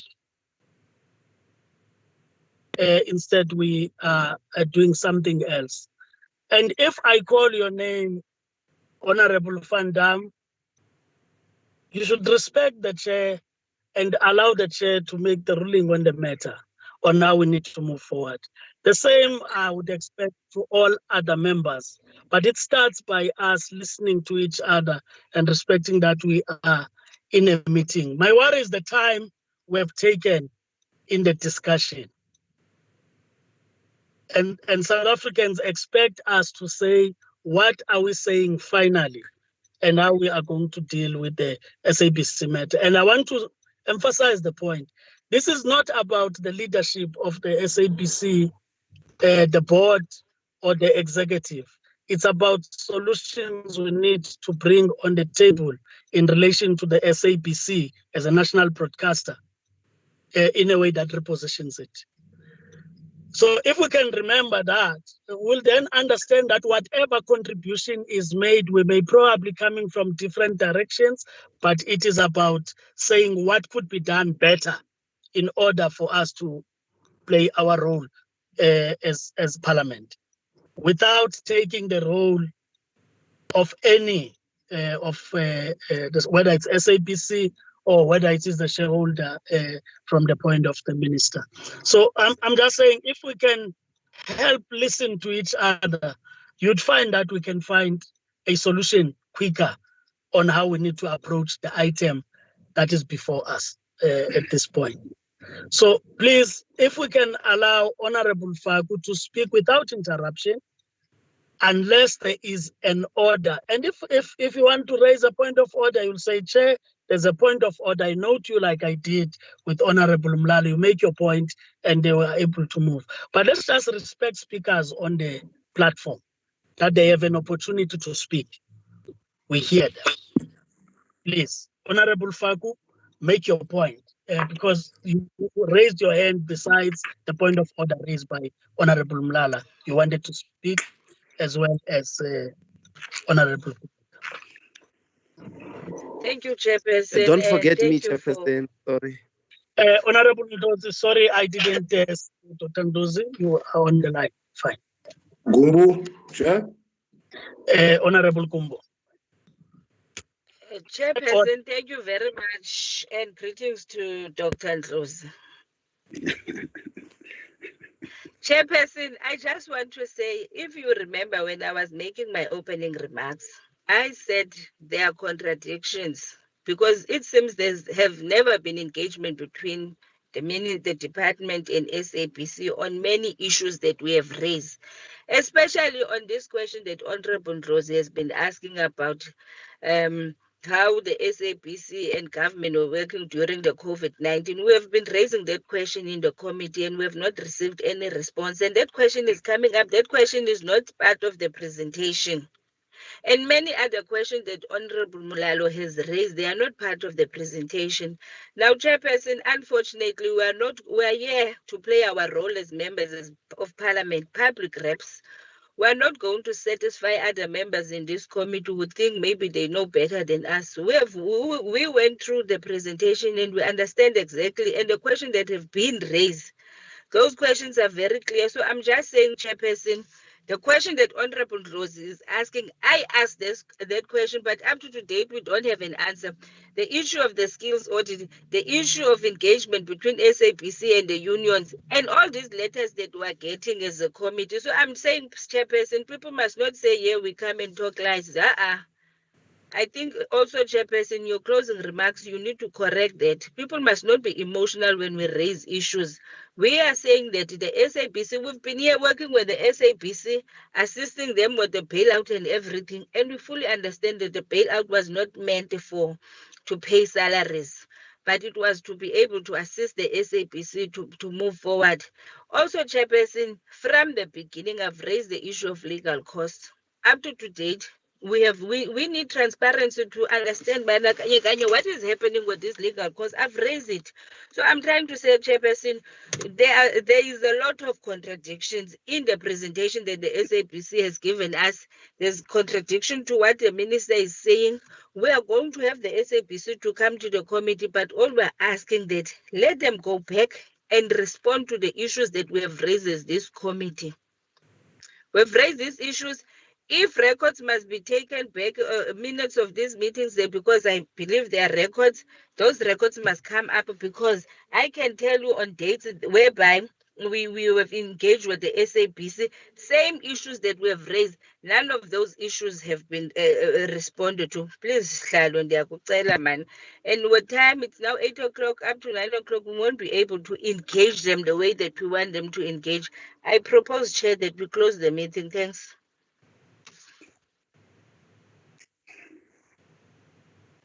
Honorable Kume. Thank you, Chair. I think I'm still in my words, just like Honorable Mulala, to say it is not to say we don't have questions to ask, Chair. We are having a lot of questions, but we cannot ask this question without having a response to those questions that we have asked in the last portfolio committee meeting, Honorable Chair. With due respect, we are still saying let the SABC go back and have our responses, because it was key. It was based on the issue of the audit skill. It was all because we want to know how many people that maybe they can manage to retrain them, to reskill them, or even if when they are supposed to deploy them, we want to know what is the department also saying on that, because the department can have some other solutions where it can try to come to resolve those issues. So we are saying with due respect, let them go back and have those responses that we have asked. It was those questions that we were asking to them with due respect, Chair. They will never have give the liberty today in order that they must go and prepare those answers, and then we will take it from there if they can give us those answers. There are many questions, Chair, because on the issue of Section 189 also, we are having an interest also to hear, as we are asking to say, did they have that consultation? So, asukuthi sizawuthula nje sithi cwaka. Mababuyele emva bayolungisa ke impendulo zethu njengoba besibabuzile imibuzo, njengoba besishilo sithi even the issue of the litigations, we have asked questions there. There is nothing there in this presentation that they have sent to us. So, siyahlonipha sihlala. Mababuyele emva bayolungisa impendulo zethu bakwazi ukuza futhi back to the committee to respond to those questions. Thank you, Chair.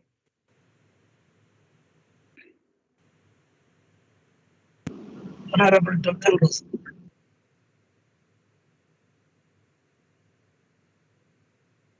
Thanks, Chairperson.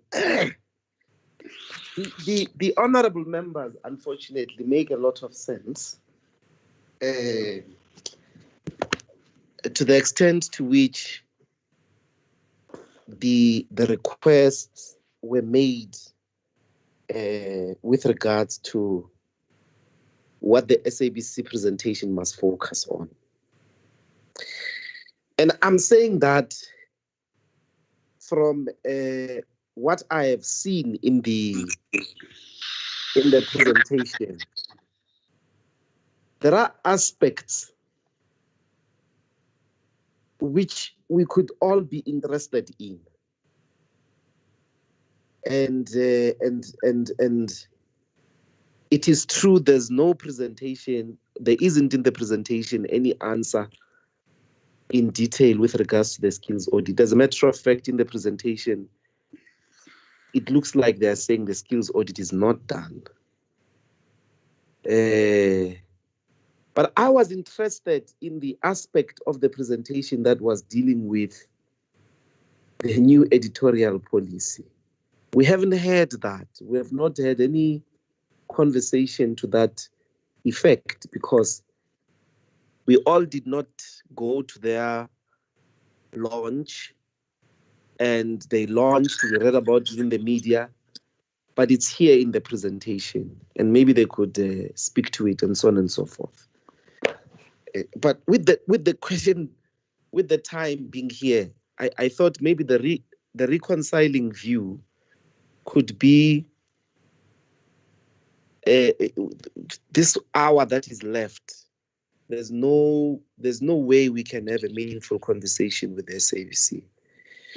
The commitment then on their part is to streamline this presentation when they come back, to focus on our specific questions, that they speak directly to those questions, because I don't think it is wrong to say what Molala and other members in particular are saying is not incorrect, that there are things that were of burning concern, the things that were the reason why we asked for this meeting, many of which have not been covered in the presentation. This could have been put to the SABC to explain itself. And what if Honorable Molala Bare, they didn't get a directive of what kind of aspects of the presentation must follow? What if that's what they are going to say? Regardless of that, there's still no time. So I would be amenable, Chairperson, that we agree now in this meeting so that whatever is happening today doesn't happen again. What should the SABC come back to present on? It must be put in writing, put to them. 1. 2, it must not be an excuse that they didn't present today for us not to listen to the stakeholders tomorrow. I am very, I plead with the committee, we cannot do this again tomorrow. When the other stakeholders, the union, the editorial forum, they must be given an opportunity to say their part. And what we must be mindful of is that some of the things they will be speaking about, the SABC would have not had the opportunity to first present on. So the SABC will then have to make sure that they listen tomorrow, and then they come back with a presentation that covers our questions and that covers the questions or the concerns that would have been raised by stakeholders tomorrow. I don't know if that can be a progressive way forward, Honorable Chairperson, because either way, we cannot do justice in an hour. Just in summary, can we clearly articulate what we want from the SABC presentation so that they streamline the presentation in that regard? They must give us a skills report. They must give us the new editorial structure and policies. They must give a report on the sabotage of the presidential announcement to the country and all other things that they must streamline on. Then they know when they leave tonight that that's what we want. Secondly, that must not stop us from listening to the rest of the other stakeholders tomorrow, which means the SABC must then also listen to them, and then whatever they would like to respond to, then include it in their presentation. Can I propose that we proceed like that, because we got no time no more? Thank you. Thank you, Honorable Captain Joseph. May I, members, summarize after I've listened to yourselves? The first point is the last point, Honorable, those raises. The meeting tomorrow will be hearing those stakeholders for the first time so that there's no confusion about what has happened today. What honorable members are raising with regard to today is that we have met the SABC. And in many instances, even on the part of the consultation, the SABC has confirmed with Parliament that it has consulted and it continues to consult.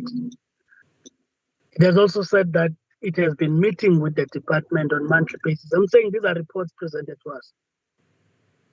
And what we now have is that necessarily those discussions have not helped to yield the results that I expected. In fact, there's not been cooperation in terms of, if I were to use the words used by Honorable Mlala in the beginning. But why is this point important, honorable members, is that whilst we would expect the SABC to respond to these specific questions that have been asked, they have also listened to what the Deputy Minister has raised are issues where there have not been responses. It will help us that then the presentation that they will be putting before us will talk to also such questions that would have been asked. And indeed, if there will be a need to have a meeting in camera in order to avoid the point about strategies, commercial strategies, that's something else. We can look at that. But it should be public information on how each of the platforms is performing, so that it's understood even publicly how we arrived at certain decisions. Because there's also a worry that you can talk too much of commercial to a point of forgetting the public mandate that the SABC carries. And for us to make that distinction, it's when you have proper info before you. So I think there's agreement on that. The meeting tomorrow continues. But today, members were raising the points on the basis that we're not meeting the SABC for the first time, and that these matters must come before us. They will have now at least benefit of listening to what the TM has presented to the committee, as well as internal stakeholders as they will be presenting tomorrow, so that then they can come back with a concrete presentation. I know that we are saying the answers can come from questions that are being asked in the committee. But the reality of the matter is, at least if the answers are in writing, they help bind those that answer the questions, that this is what they have put before us, unlike what Honorable Mlala would raise. That you have a report that skills audit is still a pending matter. 2 days down the line in the media, it is said that no, we have now completed the skills audit, and that's the reason we're moving in this direction. Then you have contesting views out there. And people will then ask the question, but Parliament, why were you not able to deal with this matter? Because this was not the truth. The truth is now revealed by CCMA referring this matter back for further consultation because there's not been consultation at an internal level. This gives the SABC then an opportunity to also respond properly. If there's a letter or any instruction from the CCMA, let's get that. Sabotage, Honorable Mlala raised it. Again, you are raising it, Honorable Jones. Let's get it, because there, again, we were left with an answer that said it was still a matter that is undergoing investigation. But what gets to be out there, it's like, no, probably I'm misinformed. In fact, the SABC has got more problems of answering to that question on whether it existed in the first place or not before it was made public. That is sabotage. So let's get those answers. And this is not about avoiding a discussion, but it's about ensuring that we have a proper discussion and that the meeting tomorrow continues. We then call back the SABC as we have agreed, and probably get all the board members of the SABC to log in, because we respect that these decisions must have been processed by properly constituted meetings of the board. And there's no intention from us to run the board. I take it that even the shareholder has no interest of running the affairs of the board and the management of the SABC. But we still have an obligation, because we appropriate funds that belong to the people of South Africa and say we're assisting the SABC to turn around. So we need to still play that oversight in that score. So I agree, honorable members, that probably we will not do justice even now to say we continue with a meeting that is clear. There's no basis to continue with it, because these concerns are also genuine concerns, and they must come in the presentation of the SABC. It's being in writing, members can still contribute to that, but I can confirm that the SABC did receive from the support staff what did we resolve on previously in the portfolio committee and what we want them to respond to as we will be engaging with them. And in the absence of that, I think it helps even the SABC that they go rethink the presentation and answer to specific questions. One assumes that there's nothing to hide. They should be able to answer the committee on the questions that have been put forward. If we agree with that, this is how one wants to close the discussion of the meeting, so that we can have a proper engagement with the SABC. May I also just caution honorable members that whilst it is a continuation of the meeting, we have not changed from what we have raised before, and this is the reason we are rescheduling, is because we're not satisfied even at that point. We are still not satisfied that the process engaged upon would have adhered to the activities that needed to precede the actual intention to retrench or anything like that. I think it's important that we close in that note. May I close the meeting, honorable members? But Chair, Can you just you put it noted on record, Chairperson? Chairperson, Who's that now? it's me, Michael Van Dam. What were you saying, Honorable Van Dam? I heard you, Honorable Becker. Yes, yes. I would like you to please put it on record, our disagreement with what has happened today. It must not be carried forward. Can you quiet and let's see what is wrong with you? Jesus Christ. Chairperson, can you please put it on record? You are just like that, Order, Chair. Chair, why is Van Dam always talking after you have Papu made your is closing obsessed remarks? with me. She's really upset. You have Chairperson, I'm raising the point of order. Why is Van The Dam meeting always is closed. talking after you have You made are the closing obsessed remarks? What with she's saying does me. not matter. She must not get a special treatment here. She must get attention from the floor. She not here. Obsessed with me. So weird. To deal with you, right? We agree. Chairperson, you agreed for me to speak, Kangit. No, I'm saying I have put this matter that, do you agree that we close the meeting? Yes, now I am answering your question, indeed. So I am saying... I noted you. But Van Dam, listen to the chair first. Chairperson.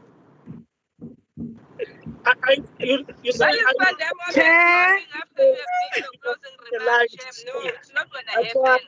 Chairperson, I think you have closed the meeting till tomorrow. We will meet tomorrow when we are meeting with other stakeholders. Thank you very much, Chair. I want you to understand that Van you Dam have must go to the DA and get attention there, not here. I'll leave the side so. Chairperson, can I speak as you allowed me to speak? Can I speak? Okay, thank you, Chair. You allowed me to speak. You put it to us. Chairperson, sorry? Van Dam, Yes. if you have a problem with the thing I've made, you know what to do. you can write in that spot. Chair, you So gave me an opportunity to speak. Why are you changing your mind now? No. You people have failed the Van Dam, SABC please today. respect the You chair. have failed Respect the them. chair. You failed them today because you are here in your study group. You decided today you do not want to let the SABC speak, and that's what you have done. You have not failed in the study group, man. What are you talking about? Make that for Guys, your husband. you are not the spokesperson of this committee, Van Dam. Please, man. No, man, the Stop meeting is speaking on closed. our behalf. Continue to talk to each other, right? But the meeting is closed. You can go to Thank you, Chair. Chairperson, we need to deal with item 1 on the agenda.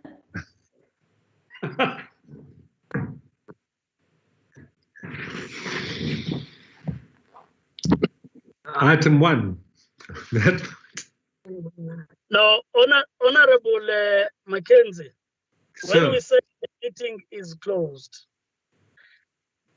no, maybe sir. the Sorry, Chair, committee- with respect, I didn't speak. That was Ajira. It wasn't me, Chairperson. Yes, I'm saying Honorable Mackenzie, we have closed this matter of the SABC, and we have agreed, that's what members have proposed, that we close the meeting, right? And it's agreed as such. Now, the point you are raising is a different point, which talks to ICASA. I think that's what she wants to talk to. And we have different views on that matter. So that's a matter I wanted to consult on. In that the committee had already discussed the ICASA issue, and the recommendations that we put there were agreed upon.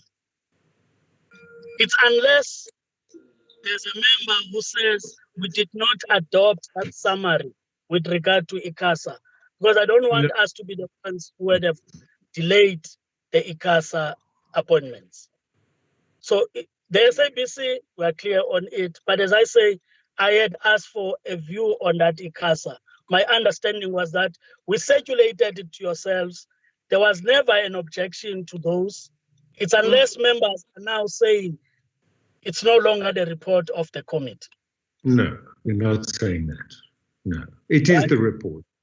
It is true. So my take is that it's an adopted position of the committee, having been advised even legally. I'm not sure why we would want to reopen. No, not Chair. I didn't say anything. I'm being unfairly targeted here, Chair. I've been very quiet. You can't be targeted from that side of the table you are sitting. Otherwise, that will be a problem. I'm not targeting you. All I'm saying, Honorable Mackenzie, is that for purposes of record, the understanding is that we adopted those recommendations on Yes, ICASA we have adopted the as going recommendation. to Parliament. It's unless the members who are objecting to it. No, I'm which not. we have not But you received need, when we asked for them. if you can just recognize Honorable Van Dam, Chair, but you know. No, Honorable Mackenzie, I was answering you on this part. On the point raised on item 1, you were just elevating it from Hajira. All I'm asking, I'm not sure if you hear me. Can you hear? Yeah, perfectly, Chairperson. But I never raised any question.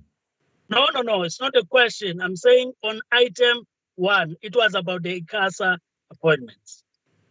I'm saying in this regard, my understanding is that the committee has adopted, and it's following the process that it needs to be followed, Chair.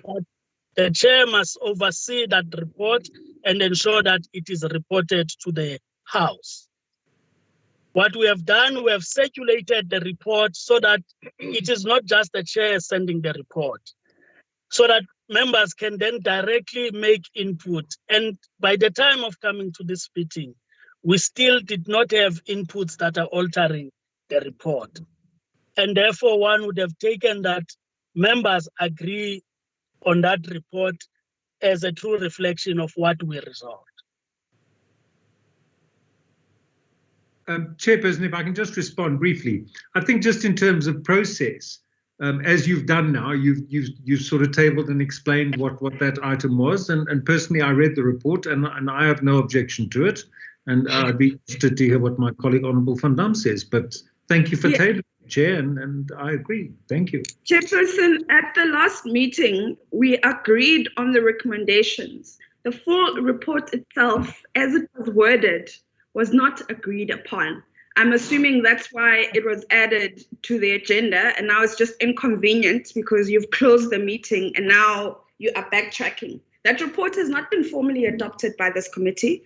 It has to be properly adopted with the wording that it is. And now that it's inconvenient that you've closed the meeting, you can't say we've agreed. We haven't formally adopted that report. So let's please be honest. Honorable Van Dam, I hear what you are trying to do is to go back to that item that we have closed. No, Chair, I am not. On a point of order, I am saying that report, we have not formally adopted it. It was added to the agenda specifically so it could be adopted. You perhaps maybe forgot about it and you've now closed the meeting and it is now inconvenient. But in terms of the rules of Parliament, we have not adopted the report as it has been drafted. Just because it was sent for input and you didn't get input does not mean it has now been formally adopted. It has not. It has not. Chairperson, can you please note me? Let's adopt it tomorrow. There you are. Yeah, Chair, I was going to propose let us adopt that report tomorrow. Okay, tomorrow. That's no problem. Then we must be honest then, not say we adopted it. We didn't. But Madam, why do you contest me? You asked can you close the meeting? We will adopt the report tomorrow in tomorrow's meeting with due respect. No problem. I am trying to help you, Honourable Van Dam, and now you are fighting with me. Honourable Chairperson, actually it's enough now. No, Chairperson, can I please speak? I am tired. No, Chairperson, need to protect me now. I am sick and tired of Honourable Faku consistently attacking. Can you do the meeting with due respect, Honourable members? If you want to degenerate, Faku, it is going to degenerate. So please protect me. Thank you, Chair. ICT must assist. Consistently attacking me and you do nothing about it. If you want this to degenerate next time, let her continue.